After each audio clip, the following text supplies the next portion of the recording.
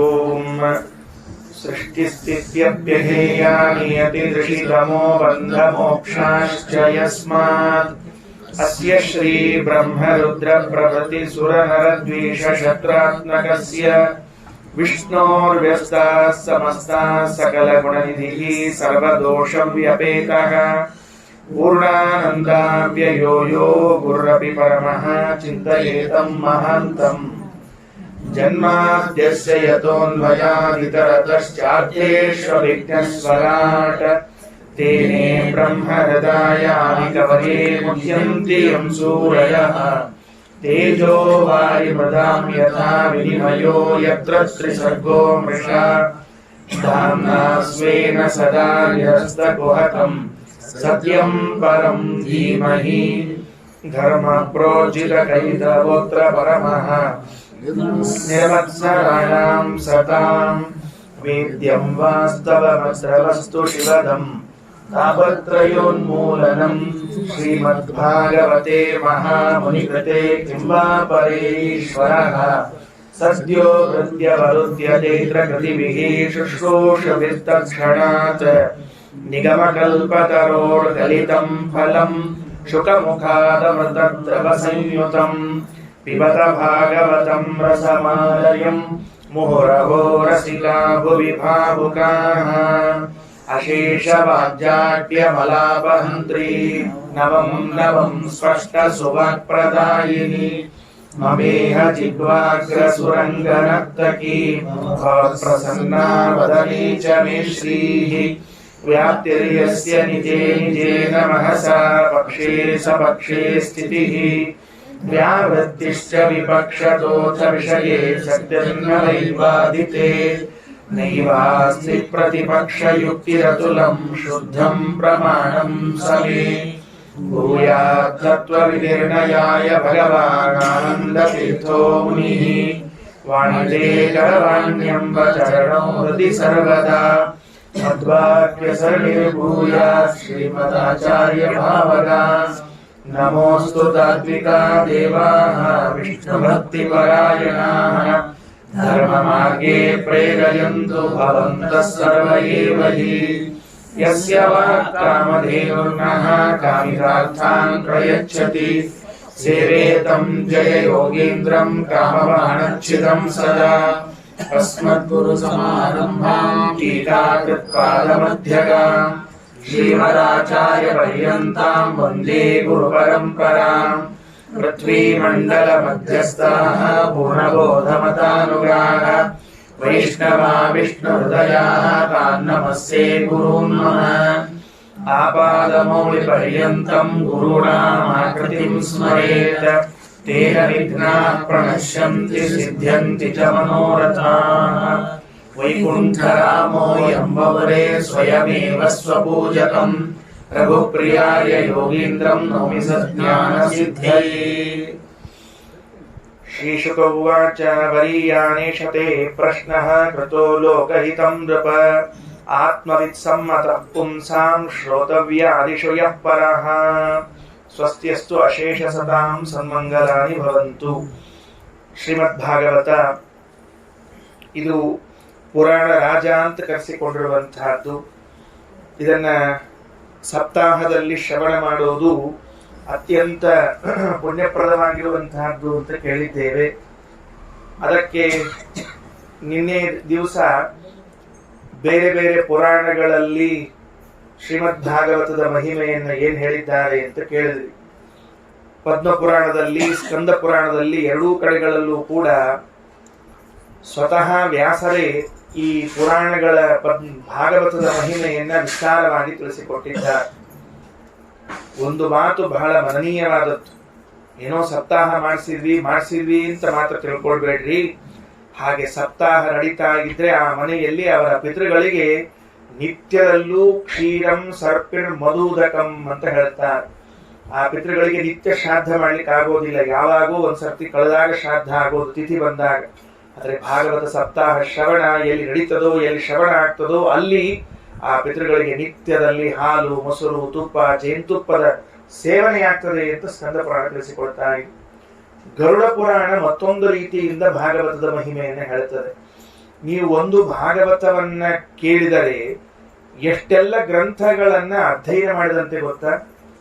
ಬ್ರಹ್ಮಸೂತ್ರ, ಮಹಾಭಾರತ, ಗಾಯತ್ರಿ, ವೇದಗಳು, ಇಷ್ಟೂ ಗ್ರಂಥಗಳನ್ನ ಸಮ್ಮೇಳನ ಮಾಡಿಸಿದರೆ, ಒಂದು ಕಡೆಗೆ ಸೇರಿಸಿದರೆ ಏನು ಒಂದು ಜ್ಞಾನದ ಪ್ರವಾಹ ಬರಬೇಕು ಅಥವಾ ಜ್ಞಾನದಲ್ಲಿ ವೃದ್ಧಿ ಕಾಣಬೇಕು, ಅದೆಲ್ಲವೂ ಈ ಭಾಗವತದ ಶ್ರವಣದಿಂದ ಬರ್ತದೆ ಅಂತ ಗರುಡ ಪುರಾಣ ಮತ್ತೊಂದು ರೀತಿಯಿಂದ ನಮಗೆ ತಿಳಿಸಿಕೊಡ್ತದೆ. ಅಂತೂ ಪರೀಕ್ಷಿತ ಮಹಾರಾಜರು, ನಿನ್ನೆ ದಿವಸ ನಾವು ಪ್ರಥಮ ಸ್ಕಂದದ ಕೊನೆಯಲ್ಲಿ ಕೇಳ್ತಾ ಇರುವಾಗ ಪರೀಕ್ಷಿತ ಮಹಾರಾಜರು ಶ್ರೀಮದ್ ಭಾಗವತವನ್ನ ಕೇಳಬೇಕು ಅಂತ ಗಂಗಾ ತೀರಕ್ಕೆ ಬಂದಿದ್ದಾರೆ ಎನ್ನುವಲ್ಲಿಗೆ ಕೇಳಿದ್ದೇವೆ. ಬಹಳ ವಿಸ್ತಾರವಾಗಿರುವಂತಹದ್ದು ಭಾಗವತ. ಅನೇಕ ಬಾರಿ ಶ್ರವಣ ಮಾಡಿದ್ದರಿಂದ ಪ್ರಧಾನವಾದ ಘಟ್ಟಗಳನ್ನು ಎತ್ತಿಕೊಂಡು ಈ ಬಾರಿ ಪ್ರವಚನ ಮಾಡ್ತಾ ಇದ್ದೇನೆ. ನಿನ್ನೆ ದಿವಸ ಪರೀಕ್ಷಿತ ರಾಜರ ಇಡೀ ಇತಿಹಾಸವನ್ನ ಕೇಳಿದೆವು. ಅವರು ಭಾಗವತವನ್ನ ಕೇಳಿದವರು. ಭಾಗವತ ಕೇಳಿದಂತಹ ವ್ಯಕ್ತಿಗಳ ಸಾಮರ್ಥ್ಯ, ವ್ಯಕ್ತಿಗಳ ಮಹತ್ವ ಅರ್ಥ ಆದರೆ ನಾವೆಲ್ಲ ಭಾಗವತವನ್ನ ಕೇಳಬೇಕು ಅಂತ ಉತ್ಸಾಹ ಬರ್ತದೆ. ಭಾಗವತ ಕೇಳಿದವರಾಯಿತು. ಇನ್ನು ದ್ವಿತೀಯ ಸ್ಕಂದದಲ್ಲಿ ಇವತ್ತು ಪ್ರವೇಶ ಮಾಡ್ತಾ ಇದ್ದೇವೆ. ಪರೀಕ್ಷಿತ ರಾಜರು ಶುಕಾಚಾರ್ಯನ ಕರೆದುಕೊಂಡು ಬಂದು ಕೂಡಿಸಿದ್ರಂತೆ. ಅರ್ಘ್ಯಪಾದ್ಯಗಳನ್ನೆಲ್ಲ ಕೊಟ್ಟರು. ಅವರು ಪೂರ್ಣ ಅವಧೂತರು. ಏನು ದೇಹಾಭಿಮಾನ ಕಿಂಚಿತ್ತೂ ಇಲ್ಲ, ಎಷ್ಟೂ ಇಲ್ಲ. ಅಷ್ಟು ಅಭಿಮಾನರಹಿತರಾಗಿರಬೇಕು ಅಂತಾದ್ರೆ ಮನೋನಿಯಾಮಕರಾದ ರುದ್ರದೇವರಿಗೆ ಮಾತ್ರ ಸಾಧ್ಯ. ಇನ್ಯಾರಿಗೂ ಅಷ್ಟು ದೇಹಾಭಿಮಾನ ಬಿಡ್ಲಿಕ್ಕೆ ಆಗೋದಿಲ್ಲ. ದೇಹಾಭಿಮಾನ ರಹಿತರಾಗಿರುವಂತಹ ಶುಕಾಚಾರ್ಯರು ಬಂದಾಗ ಅರ್ಘ್ಯಪಾದ್ಯಗಳನ್ನು ಕೊಟ್ಟು ಪ್ರಶ್ನೆ ಮಾಡಿಕೊಂಡ್ರಂತೆ. ಮ್ರಿಯಮಾಣಸ್ಯ ಯತ್ಕಾರ್ಯಂ ಪುರುಷಸ್ಯೇಹ ಸರ್ವದಾ ಯತ್ ಶ್ರೋತವ್ಯಂ ಅಥೋಜಪ್ಯಂ. ಸ್ವಾಮಿ, ನಿಮ್ಮಂಥವ್ರು ಬಂದಾಗ ನಿಮ್ಮಂಥವ್ರ ಕಡೆಯಿಂದ ನಮ್ಮ ಸಂದೇಹಗಳನ್ನು ಬಗೆಹರಿಸಿಕೊಳ್ಬೇಕು. ಶಾಸ್ತ್ರ ಈ ಮಾತನ್ನು ಹೇಳ್ತದೆ. ಕೃಷ್ಣ ಒಂದು ಮಾತನ್ನು ಹೇಳ್ತಾನೆ, ನೋಡು, ಯಾರಾದ್ರೂ ದೊಡ್ಡವರು ಬಂದಿದ್ದಾರೆ ಅಂತ ಇಟ್ಕೋ, ನಿನ್ ಜೀವನದಲ್ಲಿ ಅನೇಕ ಪ್ರಶ್ನೆಗಳು ಉಳ್ಕೊಂಡಿರ್ತದೆ. ಹೆಂಗಾದ್ರೂ ಮಾಡಿ ಅದನ್ನು ಪರಿಹಾರ ಮಾಡಿಕೊಳ್ಬೇಕು ಅಂತ ಬಹಳ ಇಚ್ಛಾ. ಅದಕ್ಕೆ ತದ್ವಿಧಿ ಪ್ರಣಿಪಾತೇನ ಪರಿಪ್ರಶ್ನೇನ ಸೇವಯ ಉಪದೇಕ್ಷಂತಿತೆ ಜ್ಞಾನಂ ಜ್ಞಾನಿನ ತತ್ವದರ್ಶಿನಃ. ನಿಜವಾಗಿ ತತ್ವಜ್ಞಾನಿಗಳಾಗಿದ್ರೆ ಅವರಿಗೆ ಹೋಗಿ ನಾವು ಒಂದು ನಮಸ್ಕಾರ ಹಾಕಿ ಅವರಿಗೆ ಸೇವೆ ಮಾಡಿ, ಪ್ರಣಿಪಾತ ಚಂದ ನಮಸ್ಕಾರ ಹೆಂಗ್ ಮಾಡ್ಬೇಕು, ಅವರಿಗೆ ಪ್ರದಕ್ಷಿಣೆ ಹಾಕಿ ನಮಸ್ಕಾರ ಮಾಡಿದ್ರು ದೋಷ ಇಲ್ಲ. ನೆನಪಿಟ್ಕೊಳ್ರಿ, ಜ್ಞಾನಿಗಳಿಗೆ ನಾವೇ ಅನ್ಕೊಂಡಿದ್ದೀವಿ ಬರೀ ವೃಂದಾವನದಲ್ಲಿ ಇದ್ದವರಿಗೆ ಅಷ್ಟೇ ಪ್ರದಕ್ಷಿಣೆ ನಮಸ್ಕಾರ ಹಾಕ್ಬೇಕು ಅಂತ ಇಟ್ಕೊಂಡಿದ್ದೀವಿ. ಹಂಗೇನಿಲ್ಲ. ಬ್ರಾಹ್ಮಣರನ್ನ ಕೂಡಿಸಿ ಅವರಿಗೂ ಪ್ರದಕ್ಷಿಣೆ ನಮಸ್ಕಾರಗಳನ್ನು ಹಾಕ್ಲಿಕ್ಕೆ ಬರ್ತದೆ. ಅದರಿಂದ ತದ್ವಿಧಿ ಪ್ರಣಿಪಾತೇನ ಪರಿಪ್ರಶ್ನೇನ ಸೇವೆಯ, ಸೇವಾ ಮಾಡಿ ಅವರಿಗೆ ಪ್ರಶ್ನೆಗಳನ್ನ ಮಾಡಿದಾಗ ಅವರು ನಿಮಗೆ ಉತ್ತರವನ್ನು ಕೊಡ್ತಾರೆ. ಅದಕ್ಕೆ ಪರೀಕ್ಷಿತ ರಾಜರು ಶುಕಾಚಾರ್ಯರಿಗೆ ಕೇಳಿದರಂತೆ, ನನ್ನ ಅನೇಕ ಪ್ರಶ್ನೆಗಳಿಗೆ ಉತ್ತರ ಯಾವುದು ಅಂತ ಕೇಳಿದರಂತೆ. ಒಂದೇ ಒಂದು ಉತ್ತರ, ಭಾಗವತ ಅಷ್ಟೇ. ಪ್ರಶ್ನೆಗಳು 100 ಇರಬಹುದು, ಉತ್ತರ ಒಂದೇ ಇರ್ತದೆ. ಅದು ಯಾವುದು ಅಂದ್ರೆ ಶ್ರೀಮದ್ ಭಾಗವತ ಅಂತ ತಿಳಿತಕ್ಕದ್ದು ಅಂತ ಹೇಳಿದರು. ಆಗ ಮೊದಲು ಪ್ರಶ್ನೆ ಮಾಡಿದವನನ್ನ ಪ್ರಶಂಸೆ ಮಾಡ್ತಾರೆ. ಒಳ್ಳೆ ಪ್ರಶ್ನೆ ಕೇಳ್ತೀಯಪ್ಪ, ಏನ್ ಮಾಡ್ಬೇಕು? ಮರಣೋನ್ಮುಖನಾಗಿರುವಂತಹ ವ್ಯಕ್ತಿ, ಅದು ಮರಣೋನ್ಮುಖನಲ್ಲ, ಮರಣಶೀಲ, ಯಾವಾಗ ಸಾಯ್ತಾನೆ ಅಂತ ಗೊತ್ತೇ ಇಲ್ಲ. ಅಲ್ರಿ ಪಾಪ, ಇವತ್ತಿದ್ರಲ್ರಿ ಬೆಳಿಗ್ಗೆ ಅಲ್ರಿ, ಈಗ ಒಂದ್ ತಾಸು ಮೊದಲು ಭೇಟಿ, ಮೊದಲು ಒಂದ್ ತಾಸು ಮೊದಲಲ್ಲ, ಈಗ ಅವ್ರಿಗೆ ಭೇಟಿ ಮಾಡಿ ಅವ್ರು ಚಹಾ ಕುಡ್ದು ಅವ್ರು ಬಿಟ್ರು, ನಮ್ ಚಹಾ ಕುಡ್ದು ನಾವು ಮನೆಗೆ ಬಂದ್ವಿ ಅಂತ ಮುಂದಿನ ಕ್ಷಣಕ್ಕೆ ಅವ್ರು ಕೃಷ್ಣಾರ್ಪಣ ಆಗ್ಬಿಟ್ಟಿದ್ರು ಅಂತ. ಯಾವಾಗ ಹೋಗ್ತೀವಿ ಗೊತ್ತಿಲ್ಲ. ಅಂಥದ್ದು ಮರಣ ಅಂತ ಅನ್ನೋದು ಸದಾ ಬೆನ್ನಹತ್ತಿಕೊಂಡು ಬರ್ತದಂತೆ. ಅದಕ್ಕೆ ಕ್ಷಣಶಃ ಕಣಶಶ್ಚೈವ ವಿದ್ಯಾಮರ್ಥಂಚ ಸಾಧಯೇತ್ ಗೃಹೀತೈವ ಕೇಶೇಶು ಮೃತ್ಯುನಾ ಧರ್ಮಮಾಚರೇತ್ ಅಂತ ಹೇಳ್ಬೇಕು. ನಮ್ಮ ಆಚಾರ್ಯ ಯಾವಾಗ್ಲೂ ಓದೋ ಕಾಲಕ್ಕೆ ಈ ಶ್ಲೋಕ ಹೇಳ್ತಿರ್ಬೇಕು. ಕ್ಷಣಶಃ ಕಣಶಶ್ಚೈವ ವಿದ್ಯಾಮರ್ಥಂಚ ಸಾಧಯೇತ್. ಒಂದೊಂದು ಕ್ಷಣಗಳಲ್ಲೂ ವಿದ್ಯಾ ಸಂಪಾದನೆ ಮಾಡು, ಒಂದೊಂದು ಕಣಗಳಲ್ಲೂ ಹಣ ಸಂಪಾದನೆ ಮಾಡು. ಇಟ್ಟಿಡು, ಎತ್ತಿಡು. ಏನೋ ಸುಮ್ಮನೆ ಬಂತು, ₹1 ಅದರಿಂದ ಏನಾಗ್ಬೇಕು ರೀತಿ ಬಿಸಾಕ್ಲಿಕ್ಕೆ ಹೋಗಬೇಡ. ಆ ₹1 ಮುಂದೆ 99 ಆದಾಗ ಉಪಯೋಗ ಬೀಳೋದು. ಅದಕ್ಕೆ ಅದು ಇಟ್ಕೊಂಡಿರ್ಬೇಕು. ನೀವು 99 ಇಟ್ಕೊಂಡಿದ್ದಾರೆ, ₹1 ಬಂತು ನದಿಗೆ ಹಾಕಿದ್ದಂತೆ, ಕೃಷ್ಣಾರ್ಪಣ ವಸ್ತು ಅಂತ ಹೋಯ್ತು. 99 ಆಯ್ತು, ಅಷ್ಟೇ ಕುತ್ಕೊಳ್ತು. ಆಮೇಲೆ ಗೃಹೀತ ಇವ ಕೇಶೇಶು ಮೃತ್ಯುನ ಧರ್ಮಮಾಚರಿ. ನಮ್ಮ ಕೂದಲುಗಳನ್ನ ಮೃತ್ಯು ಹಿಡ್ಕೊಂಡು ನಿಂತ್ಕೊಂಡಿದೆ ಅಂತ. ಯಾವಾಗ ಜುಟ್ಟು ಎಳಿತದೋ ಗೊತ್ತಿಲ್ಲ. ಹಾಗಾಗಿ ಧರ್ಮಮಾಚರಿ, ಧರ್ಮಾಚರಣೆ ಮಾಡುವಾಗ ನಮಗೆ ಮೃತ್ಯು ಜುಟ್ಟು ಹಿಡ್ಕೊಂಡು ನಿಂತ್ಕೊಳ್ಳೋದೆ ಅಂತ ಎಚ್ಚರಿರ್ಬೇಕಂತೆ.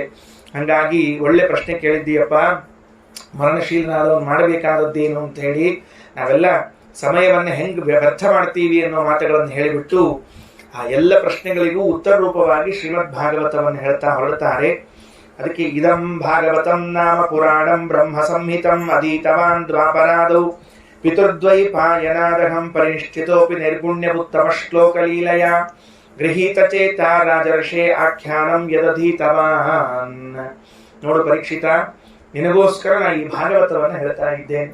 ನಮ್ಮ ತಂದೆ ವೇದವ್ಯಾಸ ದೇವರು ಬರೆದಿರುವಂತಹ ಭಾಗವತ, ಆ ಶ್ರೀಮದ್ ಭಾಗವತವನ್ನ ನಿನಗೆ ಉಪದೇಶ ಮಾಡಿದೆ ಅಂದ್ರೆ ನಿನ್ನ ಎಲ್ಲಾ ಸಂದೇಹಗಳು ದೂರವಾಗಿ, ಮರಣ ಹತ್ತಿರ ಬಂದಿದ್ರು ಇನ್ನು 7 ದಿವಸ ಅಂತ ಇದ್ದಿ, 7 ದಿವಸಕ್ಕೆ ಏನ್ ಚಿಂತೆ ಮಾಡಬೇಡ. ಮಧ್ಯದಲ್ಲಿ ಪ್ರಶ್ನೆ ಕೇಳಿದ್ನಂತೆ, 7 ದಿವಸ ಅವಕಾಶ ಬಹಳ ಕಡಿಮೆ ಅದ, ನೀವೇನೋ ಭಾಗವತ ಅಂತಿದ್ದೀರಿ, ಮುಗಿತದೋ ಇಲ್ಲೋ ಗೊತ್ತಿಲ್ಲ ಅಂತ. ಕೆಲವರು ಆಚಾರ ಶುರು ಮಾಡಿಬಿಟ್ರೆ ಮುಗಿಸಂಗೆ. ಅದು ವೇದವ್ಯಾಸ ದೇವರು ಬರೆದ ಭಾಗವತನೋ ಅಥವಾ ಆಚಾರ ಭಾಗವತನೋ ತಿಳಿಯೋದೇ ಇಲ್ಲ, ಎಲ್ಲಿವರೆಗೆ ಮುಗಿಯೋವರೆಗೂ. ಅಂದ ಮೇಲೆ ಮತ್ತೆ ಭಾಗವತ ನನಗೆ 7 ದಿವಸ ಅವಕಾಶದ ಹೆಂಗ ಅಂತ ಕೇಳಿದ್ರೆ, ನೋಡು, ಕಾಲ ಮುಖ್ಯ ಅಲ್ಲ, ಮನಸ್ಸು ಮುಖ್ಯ. ಸಾಧನೆ ಮಾಡಿಕೊಳ್ಬೇಕು ಅಂತ ಮನಸ್ಸಿದ್ರೆ ಕ್ಷಣಾರ್ಧದಲ್ಲೂ ಸಾಧನೆ ಮಾಡಿಕೊಳ್ಳಿಕ್ ಬರ್ತದೆ. ಖಟ್ವಾಂಗ ಅಂತ ಒಬ್ಬ ರಾಜ ಇದ್ದಂತೆ, ಅವ ರಾಜರ್ಷಿ. ರಾಜಾಚ ಅಸೌ ಋಷಿಶ್ಚ ರಾಜರ್ಷಿ. ಅವ್ರು 2 ಪೋಸ್ಟ್ ಅವರಿಗೆ, ರಾಜರು ಆಗಿರುವಂಥದ್ದು, ಋಷಿಗಳು ಆಗಿರುವಂತಹದ್ದು 2 ಅವರಿಗೆ. ಆ ರಾಜರ್ಷಿಯಾದ ಖಟ್ವಾಂಗನಿಗೆ ಒಂದ್ ಸರ್ತಿ ಹಿಂಗೊಂದು ಆಶಾ ಬಂತಂತೆ, ದೇವತೆಗಳಿಗೆಲ್ಲ ಸೇವೆ ಮಾಡಿದ್ನಂತೆ. ದೇವತೆಗಳಿಗೆ ಸೇವೆ ಮಾಡಿದ್ಮೇಲೆ ದೇವತೆಗಳ ಹತ್ರ ಕೇಳಿದ್ನಂತೆ, ನೀವೆಲ್ಲ ಭವಿಷ್ಯವನ್ನ ಕಾಣುವಂಥವರು, ನನ್ನ ಆಯುಷ್ಯ ಎಷ್ಟದ ಹೇಳ್ರಿ ಅಂತ ಕೇಳಿದ್ನಂತೆ. ಇಂಥವೆಲ್ಲ ಖರ್ಬಾರ್ ಮಾಡ್ಲಿಕ್ಕೆ ಹೋಗ್ಬಾರ್ದ್ರಿ. ಎಷ್ಟು ಆಯುಷ್ಯದ ಹೇಳ್ರಿ ಆಚಾರ, ಕೈ ತಿಕ್ಕಿ ತಿಕ್ಕಿ ತಿಕ್ಕಿ ಆಚಾರ ಮುಂದಿಡೋದೇ ಇಡೋದು, ಆಚಾರ ನೋಡಿ ಹೇಳ್ರಿ ಅಂತ. ಆಚಾರ್ಯರ ಏನೂ ಕಾಣಿಸ್ತಿರಂಗಿಲ್ಲ, ಚಸ್ಮಾ ಬಂದಿರ್ತಾವ ಅಂತ ಅರ್ಥ, ಅಷ್ಟೇ, ಇನ್ನೇನಿಲ್ಲ. ಪಾಪ ಅವ್ರೇನ್ ಹೇಳ್ಬೇಕು, ಅವ್ರದೇ ಭವಿಷ್ಯ ನೆಟ್ಟಿಗಿಲ್ಲ, ಮಂದಿ ಭವಿಷ್ಯ ಹೇಳ್ತಾರಿಲ್ಲ. ಅದು ಕೇಳಿಬಿಟ್ಟ, ಏನು ಇಲ್ಲಿಲ್ಲ, ಮತ್ತೆ ನನ್ನ ಆಯುಷ್ಯ ಎಷ್ಟಿದೆ ಅಂತ. ದೇವತೆಗಳು ಸುಳ್ಳು ಹೇಳಿಕ್ ಬರೋದಿಲ್ಲ ಅವರಿಗೆ, ನಮ್ಮಂಗ್ ಸುಳ್ಳು ಹೇಳಿಕ್ ಬರಂಗಿಲ್ರಿ. ಅವ್ರು ಬೇರೆ ರೀತಿಯಿಂದ ಹೇಳ್ಬೋದು, ನಮಗ್ ಸುಳ್ಳು ಹೇಳಂಗಿಲ್ಲ ಅಷ್ಟೇ. ಏನ್ ಹೇಳಿದ್ರು, ಇನ್ನು ಒಂದು ಮುಹೂರ್ತ ನಿನ್ನ ಆಯುಷ್ಯ ಅಂದ್ಬಿಟ್ರು. 48 ನಿಮಿಷ, 48 ಮಿನಿಟ್ಸ್ ಕ್ಲಾಸ್, 49 ನಿಮಿಷ ಕುಡಿಯಂಗಿಲ್ಲ ಅಂತ ಹೇಳ್ಬಿಟ್ರು.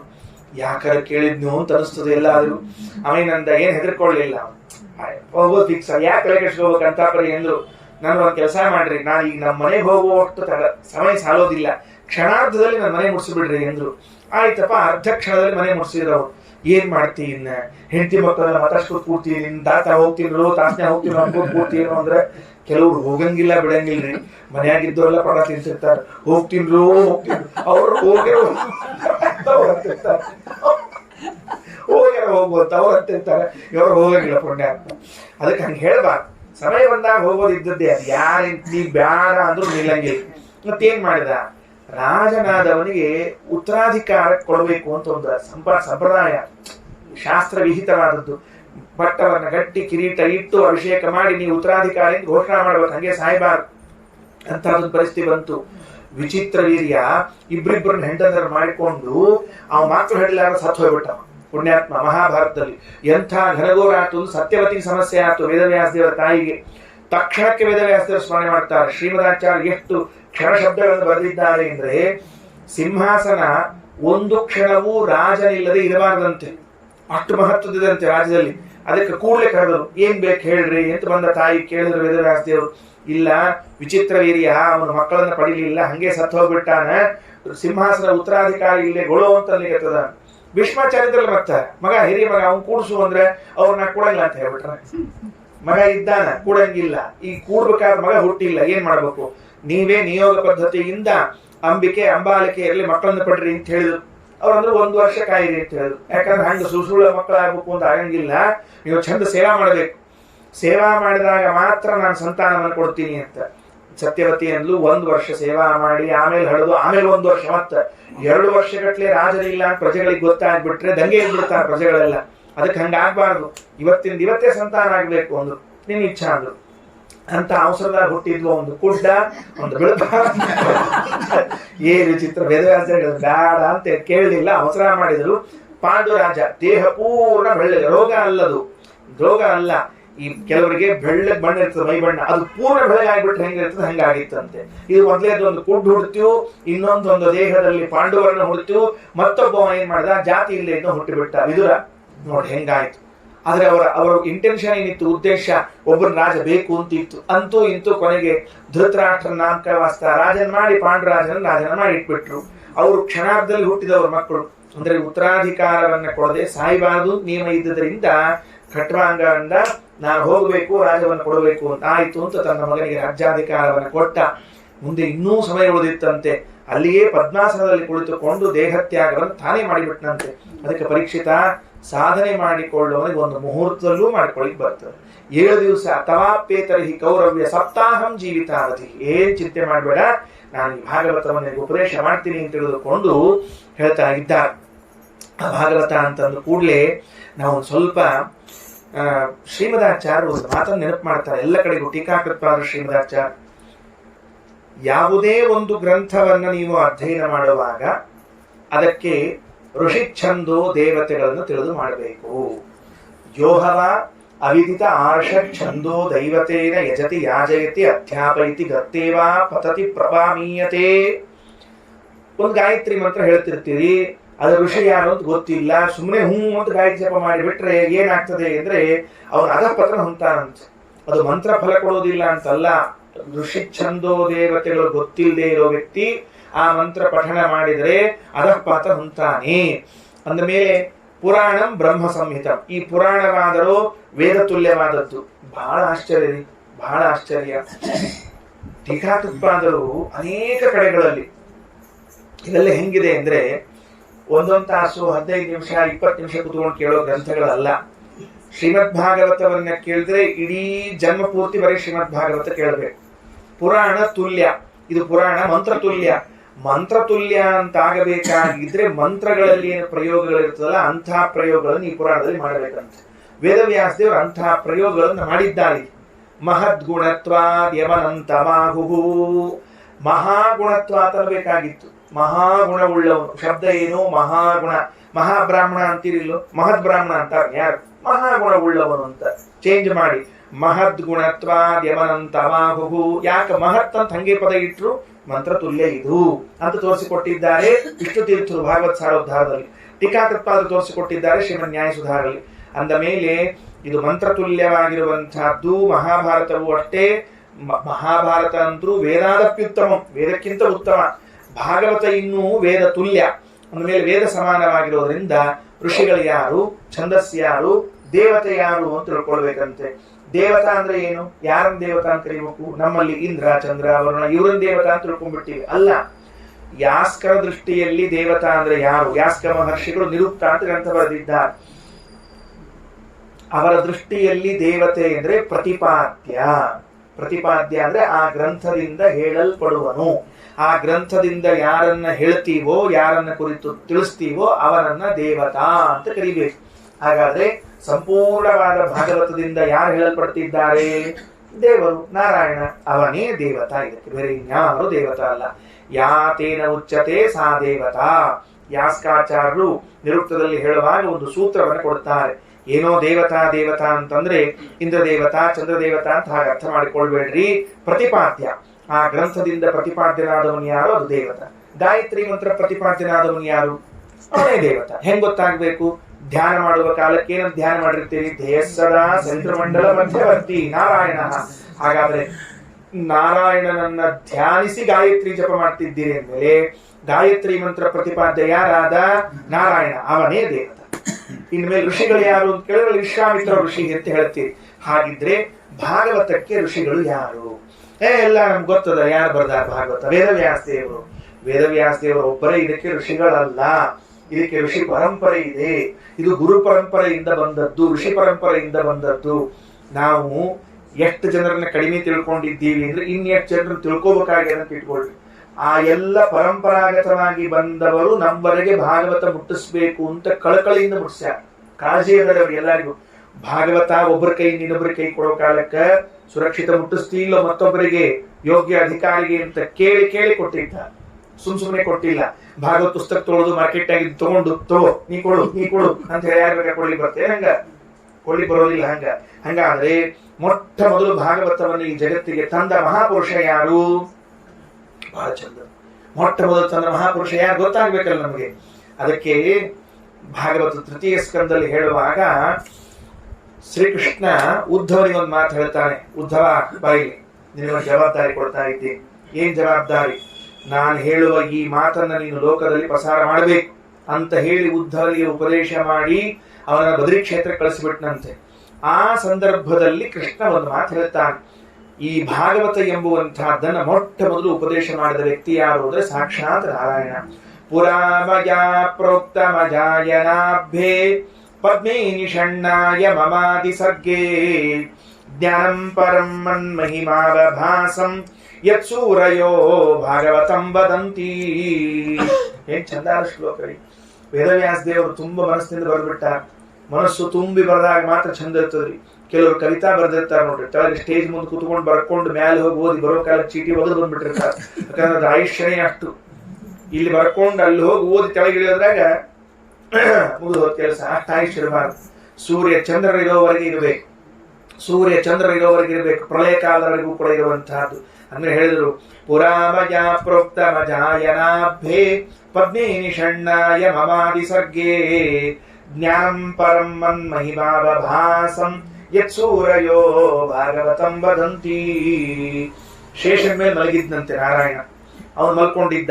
ನಾರಾಯಣ ಮಲ್ಕೊಂಡಿದ್ದಾನೆ. ಶೇಷದೇವರು ಸಹಸ್ರ ಪ್ರಾಣಗಳನ್ನು ತೆಗೆದಿಟ್ಕೊಂಡಿದ್ದಾನೆ. ಇವನು ಮಲಗಿದ್ರೆ ಹೊಕ್ಕಳಲ್ಲಿ ಒಂದು ಕಮಲ ಬೆಳ್ಕೊಂಡಿತ್ತಂತೆ ದೇವರಿಗೆ. ಹೀಗೊಂದು ಉದ್ದದ ಮೇಲೆ ಆ ಕಮಲ ಇಷ್ಟು ಅಳ್ಕೊಂಡು ಕೂತಿತ್ತು.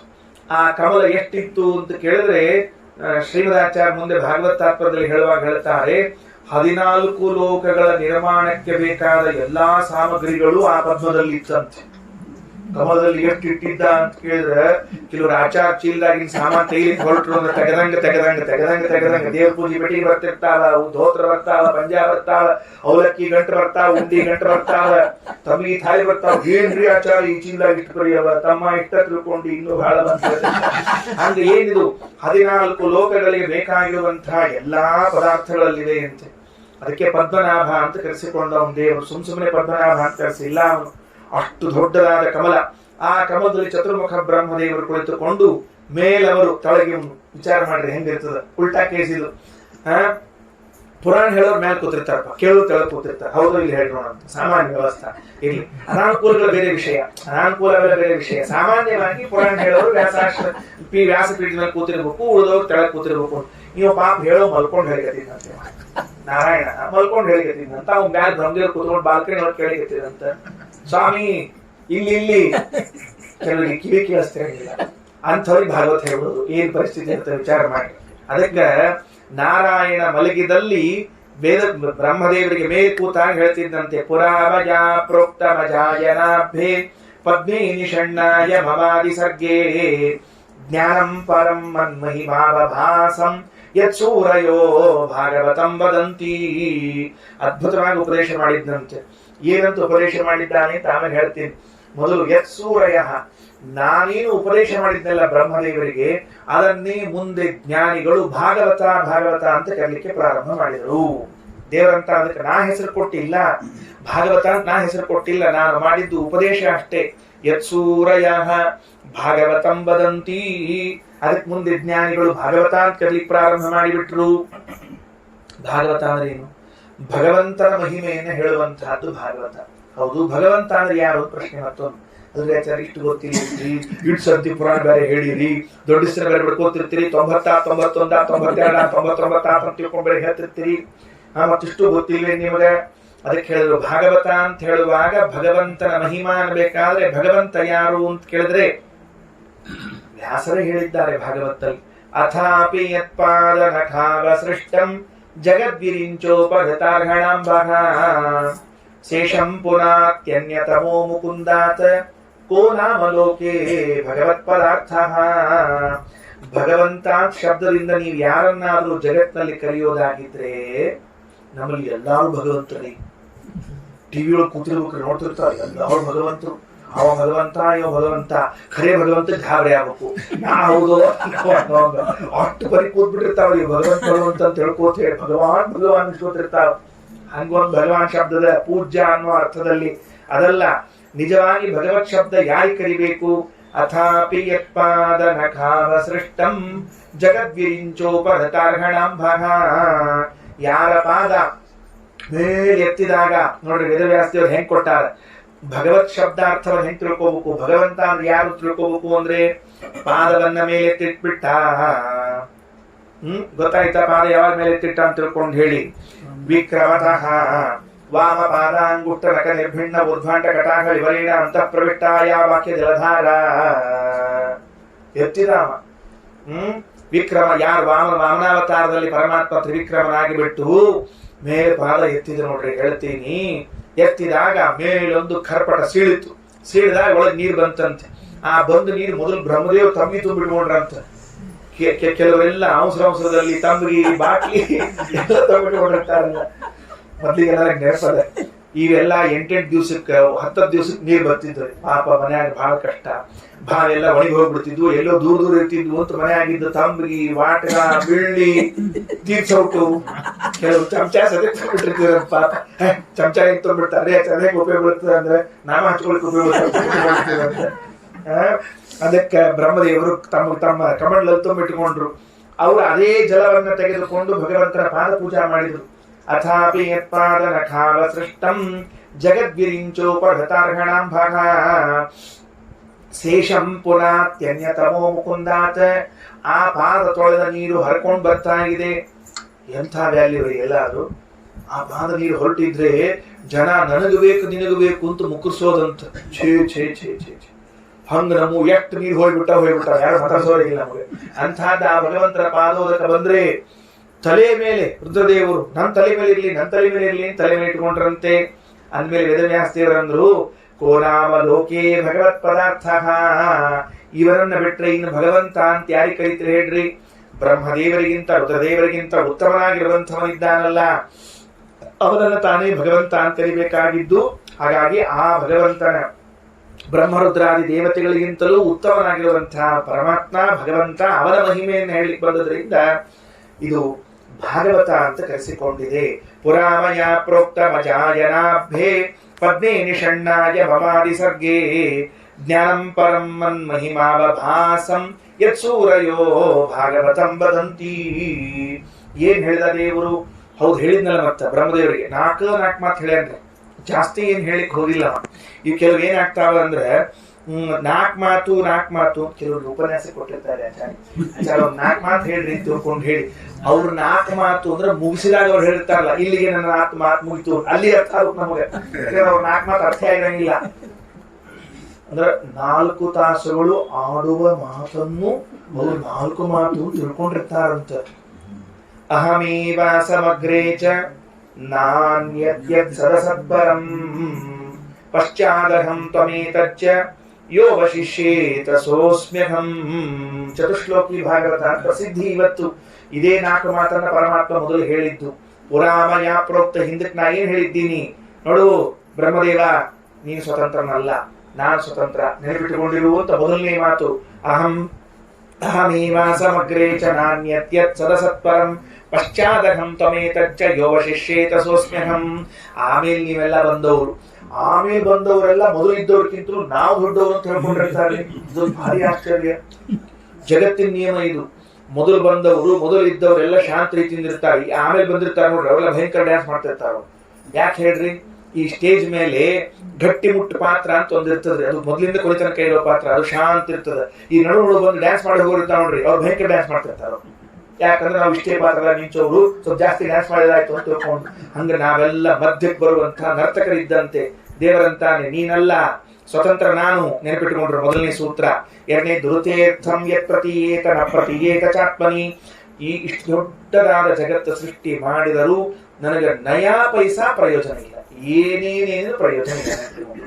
ಓಂ ನ ಪ್ರಯೋಜನವತ್ವಾತ್ ಓಂ ಅಂತ ಸೂತ್ರ ವೇದವ್ಯಾಸ ದೇವರು ಬರೆದದ್ದು.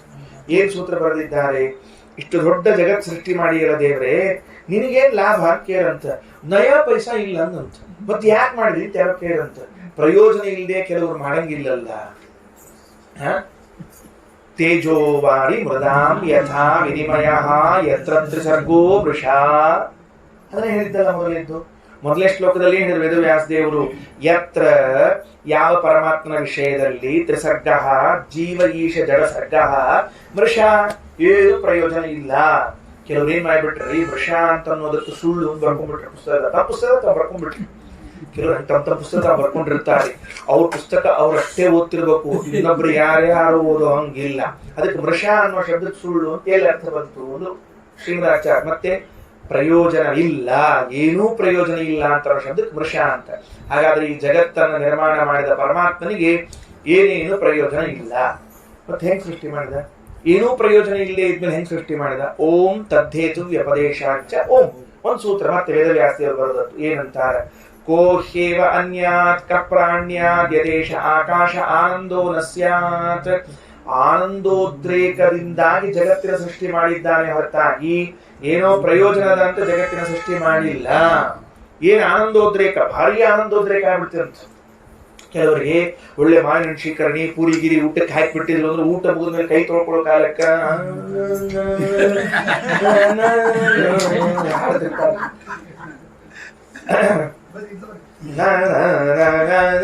ಹಾಡುತ್ತಿರ್ತಾರೆ. ಆಶ್ಚರ್ಯ, ಇವ್ರಿಗೆ ಯಾರು ಸಂಗೀತ ಕಚೇರಿ ಇಡಿಸಿದ್ದು? ಯಾಕಂದ್ರೆ ಯಾರು ಶ್ರೋತೃವರ್ಗ ಕೂತಿಲ್ಲ. ಅವ್ರ ಪಾಡಿಗೆ ಅವ್ರ ಕೈ ತೊಗೊಳಿಕತ್ತಾರ, ಇವ್ರ ಪಾಡಿಗೆ ಇವ್ರ ಕೈ ತೊಳ್ಕೊಳಿಕತ್ತಾರ. ಅವ್ರು ತಿರುಗಿ ತಾಂಬೂಲ್ ಹಾಕೊಂಡು ಹೊಟ್ಬಿಟ್ಟಾರ. ಇವ್ ಇಲ್ಲಿ ನಿಂತ್ಕೊಂಡು ಯಾಕೋ ಇಟ್ಕಡೆ ಹಾಳಿಗತ್ತಿ ಖುಷಿ ಆಗ್ಬಿಟ್ರ.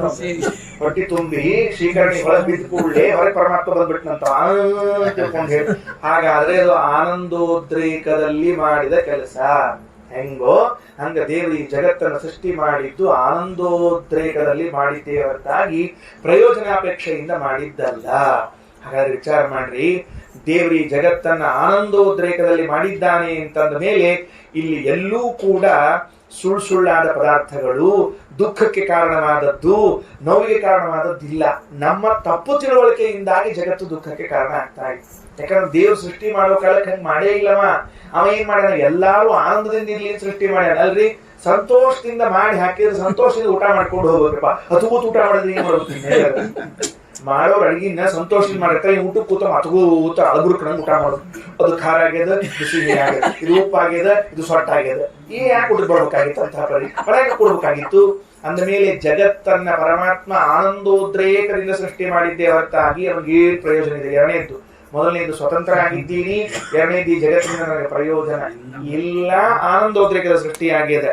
ಯಥಾ ಮಹಾಂತಿ ಭೂತಾನಿ ಭೂತಾನಿ ಉಚ್ಚಾವಶೇಷು ಚ. ನಾನು ಎಲ್ಲದರಲ್ಲೂ ಪ್ರವೇಶ ಮಾಡಿದ್ದೇನೆ. ಸರ್ವವ್ಯಾಪ್ತ. ಮೂರನೇ ಸೂತ್ರ, ನನ್ನೊಳಗೆ ಎಲ್ಲ ಅವ, ನಾನು ಎಲ್ಲರೊಳಗಿದ್ದೀನಿ. ಮೂರನೇ ಸೂತ್ರ, ಏತಾವದೇವ ಜಿಜ್ಞಾಸ್ಯಂ ತತ್ವ ಜಿಜ್ಞಾಸನಾತ್ಮನ. ಪರಮಾತ್ಮ ಸರ್ವೋತ್ತಮನಾಗಿದ್ದಾನೆ, ಸ್ವತಂತ್ರನಾಗಿದ್ದಾನೆ, ಸರ್ವವ್ಯಾಪ್ತನಾಗಿದ್ದಾನೆ. ಈ ಜಗತ್ತಿನಿಂದ ಏನೂ ಪ್ರಯೋಜನ ಇಲ್ಲ. ನಮ್ಮ ಅನುಗ್ರಹದ ಬುದ್ಧಿಯಿಂದ ನಮ್ಮ ಮೇಲೆ ಅನುಗ್ರಹ ಮಾಡಬೇಕು ಅನ್ನೋ ಉದ್ದೇಶದಿಂದ ಈ ಜಗತ್ತನ್ನು ನಿರ್ಮಾಣ ಮಾಡಿದ್ದಾನೆ ಅಂತ ಇಷ್ಟು ತಿಳ್ಕೊಂಡ್ರೆ ಸಾಕು ಅಂತ ಇಷ್ಟನ್ನ ಉಪದೇಶ ಮಾಡಿದ್ರೆ ಬಾಳೇನ್ ಮಾಡಿಲ್ಲ. ಇದು ಬ್ರಹ್ಮದೇವರ ಮನಸ್ಸಿನಲ್ಲಿ ಎಷ್ಟು ಗಟ್ಟಿಯಾಗಿ ಕೂತಿರ್ಬೇಡ. ಅಂತೂ ಮೊದಲನೇದವರು ಭಾಗವತ ಕಂಡುಕೊಂಡಿರುವ, ಭಾಗವತ ಉಪದೇಶ ಮಾಡಿದ ಋಷಿಗಳು ಯಾರು? ನಾರಾಯಣೋ ಋಷಿ. ಅಲ್ಲಿಂದ ಎರಡನೇ ಋಷಿಗಳು ಬ್ರಹ್ಮ ಋಷಿ, ಚತುರ್ಮುಖ ಋಷಿಗಳು. ಅವರು ಯಾರಿಗೆ ಉಪದೇಶ ಮಾಡಿದ್ರಪ್ಪ ಅಂತ ಕೇಳಿದ್ರೆ ಅವರು ನಾರದರಿಗೆ ಉಪದೇಶ ಮಾಡ್ತಾ ಇದ್ದಾರೆ. ಆಹಾ, ನಾರದ ಸಿಕ್ರಂತ್ರಿ. ನಾರದ ಸಿಕ್ಕಾಗ ಅವರಿಗೆ ಒಟ್ಟು ಉಪದೇಶ ಮಾಡಿದ್ದಾರೆ. ಎಷ್ಟು ಚಂದ ಉಪದೇಶ ಮಾಡ್ಯಾರ್ರಿ ಅಂದ್ರೆ ಒಂದು ಅಧ್ಯಾಯ ಪೂರ್ಣ. ದ್ವಿತೀಯ ಸ್ಕಂದದ 7ನೇ ಅಧ್ಯಾಯ ಪೂರ್ಣ ಉಪದೇಶ. ಯಾರು ಮಾಡಿದ ಉಪದೇಶ? ಬ್ರಹ್ಮದೇವರು ನಾರದರಿಗೆ ಮಾಡಿದ ಭಾಗವತದ ಉಪದೇಶ. ಭಾಗವತದ 2ನೇ ವರ್ಷನ್ ರೀ ಬಂದದ್ದು. ಹಿಂದಿನ ಪ್ರತಿಗಳಲ್ಲಿ ಆಗದ ತಿದ್ದುಪಡಿ, ತಪ್ಪುಗಳನ್ನೆಲ್ಲ ತಿದ್ದಿಕೊಂಡು ಶುದ್ಧ ಪ್ರತಿ ಮಾಡಲಾಗಿದೆ ಅಂತ ಹಿಂಗೆ ಹೇಳ್ತಿರ್ತಾರಲ್ಲ. ಹಂಗ 4 ಶ್ಲೋಕ ಇದ್ದದ್ದನ್ನ ಬ್ರಹ್ಮದೇವರು ಶ್ರವಣ ಮನನ ನಿಧಿಧ್ಯಾಸನ ಮಾಡಿ ಭಗವದ್ ಅನುಗ್ರಹದಿಂದ ಒಂದು 50 ಶ್ಲೋಕ ಮಾಡಿದ್ರಂತವನ್ನೆಲ್ಲ. 50 ಶ್ಲೋಕ ಎಷ್ಟು ಬೆಳೆಸಿದ್ರು ಬ್ರಹ್ಮದೇವರು ಅಂದ್ರೆ 4 ಇದ್ದದ್ದು 50 ಆತಂತ. ಆನಂದ ಆತು.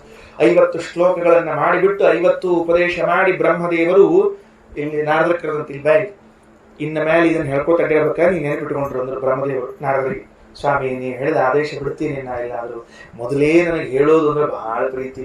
ಯಾರು ಕರೆದ್ರು ಸಾಕು ಕೂತ ಬಿಡ್ತೀನಿ, ಅಲ್ಲೇ ಶುರು ಮಾಡೇ ಬಿಡ್ತೀನಿ. ಕೆಲವ್ರು ನಾರದಂಥವ್ರು ಇರ್ತಾರೆ, ಶುರು ಮಾಡಿಬಿಟ್ರು ಮುಗಿಸಂಗೇ ಇಲ್ರಿ. ಭಟ್ಯಾದ ದಾರಿ ಒಳಗ ಪಿತೃಪಿತಾಮಹ ಪ್ರಪಿತಾಮಹ ತಂದು ಅರ್ಜುನ್ದು ಮುತ್ಯಾಂದು ನಾ ಏನ್ ಮಾಡ್ಲು ಆಚಾರ್ಯ. ನಮ್ಮ ಅರ್ಜುನ ಕಾಲಕ್ಕೆ ಹಿಂಗ ಮಳಿ ಬಂತ್ರಿ ಬರ್ಲಿ ನಾ ಏನ್ ಮಾಡ್ಲಿ ಅಂದ್ರೆ ಈಗ ನಿನ್ನೆ ಬಂದ ಮಳಿಗೆ ಅವ್ರ ಅಜ್ಜನ ಪಾದ ಅಂತ. ಅದಕ್ಕೆ ಹಂಗ ಹೇಳ್ಕೋತ್ ಕೂತ್ರು ಮುಗಿಯಂಗೆ ಇಲ್ಲ. ನಾರದ್ರು ಹೇಳಲಿಕ್ಕೆ ಭಾರಿ ಪ್ರೀತಿ. ವಕ್ತಾ ಕುಶಲ. ಅದಕ್ಕೆ ಕಾರಣ ನಾರದಲ್ಲಿ ದೋಷ ಅಲ್ಲ, ದೊಡ್ಡ ಗುಣ. ಯಾಕೆ ಅದಕ್ಕೆ ನಾರದ ಕೈಯಲ್ಲೇ ಯಾಕೆ ಕೊಟ್ರು ಅನ್ನೋದಕ್ಕೆ ಮಹಾಭಾರತ ಒಂದು ಕಾರಣ ಹೇಳ್ತದೆ. ಒಂದು ವಿಷಯವನ್ನ ಎದುರಿಗಿದ್ದ ವ್ಯಕ್ತಿಗೆ ಮುಟ್ಟಿಸ್ಬೇಕಾದ್ರೆ ಮೊದಲು ಆ ಮಾತುಗಳಾಡುವ ಕ್ರಮ ಹೆಂಗಿರ್ಬೇಕು ಅಂದ್ರೆ, ಆಡ್ಲಿಕ್ಕೆ ಶುರು ಮಾಡಿದ ಅಂದ್ರೆ ಎದುರಿಗಿದ್ದ ಒಂದು ಅಕ್ಷರ ತಿಳಿದಿರಬಾರ್ದು, ಹಂಗಾಡುದ ಇಲ್ಲ. ಮಧ್ವ ವಿಜಯದಲ್ಲಿ ಹೇಳುವಾಗ ನಾರಾಯಣ ಪಂಡಿತಾಚಾರ್ಯ ಅಂತಾರೆ, ನಾತ್ಯತ್ವರ ನಾತಿರಯ ನಸ್ಖಲಂತಿ ನಿರಂತರ ಅನಾನಾವಯವೇ ನವೀಯೋಗಿ ಪ್ರತರ್ಕಿತ. ಶ್ರೀಮದಾಚಾರ್ಯರು ತ್ರಿವಿಕ್ರಮ ಪಂಡಿತಾಚಾರ್ಯರ ಮುಂದೆ ಮಾತಾಡ್ಲಿಕ್ಕೆ ಪ್ರಾರಂಭ ಮಾಡಿದ್ರೆ ನಾತ್ಯತ್ವರ ರಮ್ ರಮ್ ರಮ್ ರಮ್ ರಮ್ ರಮ್ ಮಾತಾಡ್ಬೋದ್ರಿ, ತಿಳಿಯೋಂಗೆ ಇಲ್ಲ. ಮತ್ತೆ ನಿಂತು ಅದನ್ನ ರಿವೈಂಡ್ ಮಾಡಿ ಮತ್ತೊಂದು ಕೇಳಿ ಹಿಂಗೆಲ್ಲ ಮಾತಾಡಬಾರ್ದು. ನಾತ್ಯತ್ವರ ನಾತಿರಯ ಹಂಗ ಕೆಲವು ಸ್ಲೋ ಮಾತಾಡ್ತಿರ್ತಾರೆ, ಒಂದೊಂದು ತಾಸಿಗೆ ನಾನು ಒಂದೇ ಏನೋ ನೀನು ಮುಂದೇನು ಊರಿಗೆ ಮುಂದೆ ಟ್ರೈನ್ ಹೋಗ್ಬಿಟ್ಟದ. ನಾಟ್ಯತ್ವರ ಅನಾತಿರಯ ನಸ್ಖಲಂತಿ ನಿರಂತರ ಕೆಲವು ಸ್ಖಲನ ಮಾಡ್ತಿರ್ತಾರೆ, ಒಂದೊಂದು ಪದಗಳನ್ನ ಎರಡೆರಡು ಮೂರು ಬಾರಿ ಆಡ್ತಿರ್ತಾರೆ. ಇವೆಲ್ಲ ಇಲ್ಲ, ಯಾವ ದೋಷಗಳು ಇರಬಾರದಂತೆ. ಅದಕ್ಕೆ ನಾರದರಲ್ಲಿ ವಕ್ತ ಪ್ರಗಲ್ಭಿ ಮೇಧಾವಿ, ಭಾರಿ ಪ್ರಗಲ್ಭರು ಭಾರಿ ಮೇಧಾವಿಗಳು ಹೇಳಿ ಕೂತರು ಅಂದ್ರೆ ಜನರಿಗೆ ಮನಮೋಹಕವಾಗಿ ಬಿಡಬೇಕಂತೆ. ಅವ್ರು ಕೇಳಿಕೊಟ್ರು, ಭಾಗವತವನ್ನು ಕೊಡುವಾಗ ಹೇಳಿಕೊಟ್ರಂತೆ, ಕಿವಿ ಮಾತು ಹೇಳಿದ್ರಂತೆ, ಇದಂ ಭಾಗವತಂ ನಾಮ ಯನ್ಮೇ ಭಗವತೋದಿತಂ. ಇದನ್ನ ನನಗೆ ಹೇಳಿದವರು ಯಾರು ಗೊತ್ತೇನು? ಸ್ವತಃ ಭಗವಂತ ಹೇಳ. ಖಬರ್ದಾರ್, ಹುಷಾರ್, ನೆನಪಿಟ್ಟುಕೊಂಡ್ರು. ಕೆಲವು ಸಾಮಾನುಗಳನ್ನು ಇನ್ನೊಬ್ಬರು ಕೈ ಕೊಡುವಾಗ ಹೇಳ್ತಿರ್ತೀವಿ, ಇದು ನೆನಪಿಟ್ಟುಕೊಂಡ್ರೆ ನಮ್ಗೆ ಯಾರು ಕೊಟ್ಟಾರ ಅಂತ ತಿಳ್ಕೊಂಡು ಹುಷಾರಾಗಿದೆ ಅಂತ. ಭಗವತೋದಿತಂ, ಸ್ವತಃ ಭಗವಂತನೇ ಇದನ್ನು ನನಗೆ ಹೇಳಿದ್ದಾನೆ. ಏನಿದು? ಸಂಗ್ರಹೋಯಂ ವಿಭೂತಿನಾಂ ತದೇ ತದ್ ವಿಪುಲೀಕುರು. ಇದು ಭಗವಂತನ ರೂಪಗಳ ಸಂಗ್ರಹ, ಇದು ಭಗವಂತನ ವಿಭೂತಿ ರೂಪಗಳನ್ನೆಲ್ಲ ಇಟ್ಟದ್ದು. ಇದನ್ನು ಇನ್ನೊಬ್ಬರಿಗೆ ಉಪದೇಶ ಮಾಡುವಾಗ ಸಂಕಲ್ಪ ಹಿಂಗ್ ಮಾಡಿ, ನಾರದ ಹಿಂಗ್ ಸಂಕಲ್ಪ ಮಾಡು, ಯಥಾ ಹರೌ ಭಗವತಿ ನೃಣಾಂ ಭಕ್ತಿರ್ ಭವಿಷ್ಯತಿ. ನೀನು ಭಾಗವತ ಹೇಳಿದರೆ ಕೇಳಿದ ವ್ಯಕ್ತಿಗೆ ಭಗವಂತನಲ್ಲಿ ಭಕ್ತಿ ಹುಟ್ಟಲೇಬೇಕು ಅಂತ ಸಂಕಲ್ಪ ಮಾಡಿ ಭಾಗವತ ಹೇಳು. ನೆನಪಿಟ್ಟುಕೊಳ್ಳಿ, ಎಂಥ ಸಂಕಲ್ಪ ಮಾಡಿಸಿದ್ದ. ಸುಮ್ಮನೆ ಭಾಗವತ ಹೇಳೋದಲ್ಲ. ನಾರದ, ನೀನ್ ಯಾರ ಮುಂದೆ ಹೇಳ್ತೀಯ, ಯಾರು ನಿನ್ನಿಂದ ಭಾಗವತ ಕೇಳ್ತಾರೋ ಸಂಕಲ್ಪ ಮಾಡಬೇಕು ನೀನು, ನಿನಗೆ ಭಕ್ತಿ ಬರಲೇಬೇಕು ಅಂತ ಅನ್ನುವಂತಹದ್ದು. ಯಥಾ ಹರೌ ಭಗವತಿ ನೃಣಾಂ ಭಕ್ತಿರ್ ಭವಿಷ್ಯತಿ. ಎಂಥವನ ಪರಮಾತ್ಮ ಸರ್ವಾತ್ಮನಿ ಅಖಿಲಾಧಾರ ಇತಿ ಸಂಕಲ್ಪ ವರ್ಣೆ. ಹಿಂಗ್ ಸಂಕಲ್ಪವನ್ನ ಮಾಡಿ ಹೇಳು. ನಾವೆಲ್ಲ ಏನ್ ಸಂಕಲ್ಪ ಮಾಡಿರ್ತೀವಿ ಹೇಳೋಣ ಅಂತ, ನಮ್ ಸಂಕಲ್ಪನೆ ಬೇರೆ ಇರ್ತಾವ. ಆಯುಹು ಆರೋಗ್ಯಂ ಐಶ್ವರ್ಯಂ ಅದಂ ಇದಂ ಇದಂ ಎಲ್ಲ ಸಿದ್ಧಾರ್ಥಂ. ಆಮೇಲೆ ಕೊನೆಗೆ ಜ್ಞಾನ ಭಕ್ತಿ ಸಿದ್ಧಾರ್ಥಂ ಅಂದಿರ್ತೀವಿ. ದೇವ್ರ ಕನ್ಫ್ಯೂಸು. ಮೊದಲಿನ ಸಂಕಲ್ಪನೋ ಇದು ಸಂಕಲ್ಪನೋ? ಮೊದಲಿಗೆ ಹೇಳಿದ ಆರೋಗ್ಯ ಐಶ್ವರ್ಯ ಎಲ್ಲ ಕೊಡು ಅಂದ, ಅದನ್ನ ಸಂಕಲ್ಪ ಅಂತ ತಿಳ್ಕೊಂಡು ಈ ಕೊನೆಗೆ ಜ್ಞಾನ ಭಕ್ತಿ ವೈರಾಗ್ಯ ಅಂದ್ರೆ ಇದನ್ನ ಕೋಣು ದೇವರಿಗೆ ಕನ್ಫ್ಯೂಸ್ ಆಗಿರ್ಬೇಕು. ಹಂಗೆ ಸಂಕಲ್ಪ ಮಾಡ್ಲಿಕ್ಕೆ ಹೋಗಬಾರ್ದು, ಒಂದೇ ಇರ್ಬೇಕು ಯಾವ್ದಾದ್ರು. ಅದಕ್ಕೆ ಭಕ್ತಿ ಹುಟ್ಲಿ ಅಂತ ಪ್ರಾರ್ಥನೆ ಮಾಡಿಕೊಂಡು ಪ್ರಾರಂಭ ಮಾಡು. ಆಯ್ತು ಅಂತ ಎರಡನೇ ಹಸ್ತಾಂತರ ಆಯ್ತು. ಆ ನಾರದರು ನೇರವಾಗಿ ವ್ಯಾಸಾಶ್ರಮಕ್ಕೆ ಬಂದ್ರಂತೆ. ಎಲ್ಲಿ ಕೂತಿದ್ರು? ಅಲ್ಲಿ ಕೂತಿದ್ರಲ್ಲ ಬದರಿಯಿಂದ ಮುಂದೆ ಮಾನಕ್ಷೇತ್ರ ವ್ಯಾಸಗುಹ. ಆ ವ್ಯಾಸಗುಹೆಗೆ ಬಂದು ಅಲ್ಲಿ ಸರಸ್ವತಿ ನದಿ ಹರಿತಾ ಇದ್ದಾಳೆ. ಇನ್ನೆಲ್ಲೂ ಅಷ್ಟು ಭೋರ್ಗರೆಂಗಿಲ್ಲ, ಸರಸ್ವತಿ ಅಷ್ಟು ಜೋರ್ಲೆ ಹರಿತಾಳೆ. ಆ ಸರಸ್ವತಿ ನದಿ ಹರಿದು ರಮ್ ರಮ್ ಬೀಳುತ್ತಿದ್ರೆ ಭೀಮ್ ಪೂಲ್ ತೆಳಗೆ ಹರ್ಕೊಂಡ್ ಬರ್ತಾಳೆ. ಮುಂದೆ ಆ ಕಡೆ ಬಾಜುಕೊಂದು ಅಲಕ್ನಂದ ಬರ್ತದೆ, ಅದಕ್ಕೆ ಸೇರ್ಕೊಂಡು ಮುಂದೆ ಬದರಿ ಕ್ಷೇತ್ರಕ್ಕೆ ಬರ್ತಾಳಕಿ. ಅಲ್ಲಿ ಇನ್ನೊಂದು ಹೇಳ್ತಾರೆ, ಮೊನ್ನೆ ನಾವು 2-3 ಸರ್ತಿ ಹೋದಾಗ್ಲೂ ಅಲ್ಲಿ ಕೆಲವರು ಹೇಳೋದು ನಂಬಿಕೆ ಪಾಪ ಗಟ್ಟಿ ಜನರಿಗೆ. ಆ ಸರಸ್ವತಿ ನದಿ ಬಿಟ್ಟು ಇನ್ನೊಂದು ಸಣ್ಣದೊಂದು ಸ್ಥಳ, ಅಲ್ಲೊಂದು ನದಿ ನೀರು ಹರಿತದೆ. ಅದು ಅವರು ಅನ್ನೋದೇನು ಅಂದ್ರೆ ಇದು ಮಾನಸ ಸರೋವರ ಹರಿತದೆ ಇಲ್ಲಿ ಅಂತ ಒಂದು ಅಭಿಪ್ರಾಯ. ಎಲ್ಲೋ ಇರೋದು ಎಲ್ಲೋ ಉದ್ಭವ ಆಗ್ತದಂತೆ. ವಿಚಿತ್ರ ಅಲ್ವಾ? ನಮ್ಮೂರಲ್ಲಿ ಶಾಲ್ಮಲಿ ಹುಡ್ತಾಳೆ, ಉಗಮ ಅಷ್ಟೇ, ಇಲ್ಲಿ ಹರಿಯೋದಿಂದೆಲ್ಲೋ ಹರಿತಾಳು ಗೊತ್ತೇ ಇಲ್ಲ. ಶಾಲ್ಮಲಿ ನದಿ ನಮ್ಮೂರ್ನಾಗ ಹುಡ್ತದ ಅಂತ ತಿಳ್ಕೊಂಡೆ ಗೊತ್ತಿಲ್ಲ ನಮಗೆ. ಅಂದ್ರೆ ಎಲ್ಲೋ ಹರಿತಾಳ. ಹಂಗೆ ಎಲ್ಲೋ ಮಾನಸ ಸರೋವರ ಇದ್ರೆ ಅದರ ಒಂದು ಭಾಗ ಮಾನಕ್ಷೇತ್ರದಲ್ಲಿ ಬರ್ತದಂತೆ. ಅಲ್ಲಿದ್ದಾರೆ ವೇದವ್ಯಾಸ ದೇವರು. ಆಶ್ರಮ ಶಮ್ಯಾಪ್ರಾಸ ಅಂತ ಹೆಸರಂತೆ. ಎಷ್ಟು ಚಂದ ನೋಡ್ರಿ, ಶಮ್ಯಾಪ್ರಾಸ ಅಂತ ವೇದವ್ಯಾಸ ದೇವರ ಆಶ್ರಮದ ಹೆಸರು. ಯಾಕೆ ಅಂದ್ರೆ ಯಜ್ಞ ಮಂಟಪಗಳು ತಯಾರಿ ಮಾಡ್ಬೇಕಂತೆ.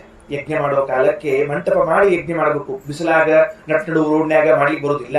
ಆ ಮಂಟಪ ಮಾಡೋ ಕಾಲದಲ್ಲಿ ಶಮೀನ್ ಪ್ರಾಸ್ಯ, ಶಮಿ ಅಂದ್ರ ಬನ್ನಿ ಮರ, ಆ ಬನ್ನಿ ಮರದ ಬಡ್ಡಿಗಳನ್ನ ತಂದು ಅದನ್ನ ಸರಿಯಾಗಿ ಮಾಡಿ ಅವುಗಳನ್ನ ಕಂಬವನ್ನಾಗಿ ನೆಟ್ಟು ಮೇಲೆಲ್ಲ ಛತ್ರ ಹಾಕಿ ಅಲ್ಲಿ ಹುಡುಕ ಯಜ್ಞ ಮಾಡಬೇಕು ಅಂತ ಹೇಳಿದ್ದ.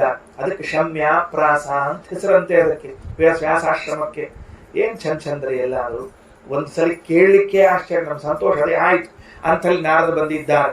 ಏನ್ರಿ ನಾರದ್ರೆ, ಏನ್ ಸಮಾಚಾರ ಬಂದದ್ದು ಅಂತ. ತುರ್ತಾಗಿ ಒಂದು ಕೆಲಸ ಇದೆ, ಸ್ಪೀಡ್ ಪೋಸ್ಟ್ ಏನ್ ನಿಮ್ ಕೈಯಾಗೆ ಕೊಡ್ಬೇಕು ಅಂತ ಹೇಳಿ ಬ್ರಹ್ಮದೇವ್ ಸಹಿ ಮಾಡಿದ್ಮೇಲೆ ಕೊಡ್ತೀನಿ ಅಂದ್ರೆ ಯಾರ್ಯಾರು ಇದ್ದಾರೆ ನೋಡ್ಕೊಂಡು ಕೊಡ್ತಿರ್ಬೇಕು. ಅಲ್ಲಿ ನೆಕ್ಸ್ಟ್ ಅವ್ರಿಗೊಂದು ಬೇರೆ ಹೇಳ್ಬೇಕು, ಅದಕ್ಕೆ ಅಲ್ಲೊಬ್ರು ಅವ್ರಿಗೊಂದು ಬೇರೆ ಹೇಳ್ಬೇಕು. ಮತ್ತೆ ಹಿಂಗ ಸ್ಪೀಡ್ ಪೋಸ್ಟ್ ಕೊಟ್ಟೆ ಅಂದ್ರು. ಏನ್ ಕೊಡ್ತೀರಿ ಅಂದ್ರು. ಬ್ರಹ್ಮದೇವರು ಉಪದೇಶ ಮಾಡಿ ಕಳಿಸಿದ್ದಾರೆ, ನೀವೇ ಮೂಲ ರೂಪದಲ್ಲಿ ಹೇಳಿದ್ದಂತೆ ನಾರಾಯಣ ರೂಪದಲ್ಲಿ, ಆ ನಾರಾಯಣ ರೂಪದಲ್ಲಿ ಹೇಳಿರುವಂತಹ ಭಾಗವತವನ್ನ ನಿಮ್ ಮುಂದೆ ಒಪ್ಸು ಅಂತ ಹೇಳಿ ಒಪ್ಪಿಸ್ಬಿಡ್ತೀನಿ ಅಂತ ಹೇಳಿದ್ರು. ಈ ವಿದ್ಯಾರ್ಥಿಗಳು ಮತ್ತ ಮಂತ್ರಗಳನ್ನ, ಶಬ್ದಗಳನ್ನ, ಧಾತುಗಳನ್ನ ಗಟ್ಟಿ ಮಾಡಿಕೊಂಡು ಸ್ವಾಮಿಗಳ ಮುಂದೆ ಹೋಗಿ ನಾ ಪರೀಕ್ಷೆ ಕೊಡ್ತೀನಿ ಸ್ವಾಮಿ ಅಂದ್ರೆ ಹೆಂಗಿರ್ತದಲ್ಲ ಹಂಗ್ ಪರೀಕ್ಷೆ ಕೊಟ್ರಂತೆ. ವೇದವ್ಯಾಸ ದೇವರು ಆ ಪರೀಕ್ಷೆ ಕೊಟ್ಟದನ್ನ ತಗೊಂಡ್ಬಿಟ್ಟು ಏನ್ ಮಾಡ್ಬೇಕು, ಬ್ರಹ್ಮದೇವರು ಹೇಳಿದ್ದಾರೆ ಇದನ್ನ ನಿಮ್ ಕೈಯಲ್ಲಿ ಕೊಟ್ಬಿಟ್ರೆ ನೀವೆಲ್ಲ ಹರಡಿಸ್ತೀರಂತೆ, ವಿಸ್ತಾರ ಮಾಡ್ಬೇಕಂತೆ. ಆಯಿತು ಅಂತ ನಾರದ ಪ್ರಾರ್ಥನೆಯಂತೆ, ಬ್ರಹ್ಮದೇವರ ಪ್ರಾರ್ಥನೆಯಂತೆ ವೇದವ್ಯಾಸ ದೇವರು 18,000 ಶ್ಲೋಕಗಳನ್ನಾಗಿ ಮಾಡಿದಂತೆ. ಈ ಭಾಗವತವನ್ನು 4 ಇದ್ದದ್ದು 50 ಆಗಿತ್ತು, 50 ಇದ್ದದ್ದು 18,000 ಶ್ಲೋಕ. ಸಂಬಂಧದನ ಎಲ್ಲದ, ಎಲ್ಲಿ 50 ಎಲ್ಲಿ 18,000, ಎಲ್ಲ ಒಂದಕ್ಕೊಂದು ಏನೂ ಸಂಬಂಧ ಇಲ್ಲೇ ಇಲ್ಲ. ಅಷ್ಟು ವಿಸ್ತಾರ ಮಾಡಿಬಿಟ್ರು. ಅದನ್ನ ಬರೆದಾದ ಮೇಲೆ ಅವ್ರು ಮುಂದೆ ಕೊಡ್ಬೇಕಲ್ಲ, ಯಾರಿಗೆ ಕೊಡ್ಬೇಕು ಅಂತ ವಿಚಾರ ಮಾಡಿದ್ರು. ನೋಡ್ರಿ, ಒಬ್ಬರಿಗೆ ಯಾರಿಗಾರ ಹೇಳಿ ಅವ್ರು ಕೇಳಿ ಸಂತೋಷ ಪಡೋ ತನಕ ನಮ್ ಸಮಾಧಾನ ಆಗಂಗಿಲ್ರಿ. ಹೌದೋ ಇಲ್ಲೋ ಹೇಳಿ ನೋಡಂತ. ಕಾಳಿದಾಸ ಅಭಿಜ್ಞಾನ ಶಾಕುಂತಲ ಅಂತ ಫಸ್ಟ್ ಟೈಮ್ ಬರೆದಂತ.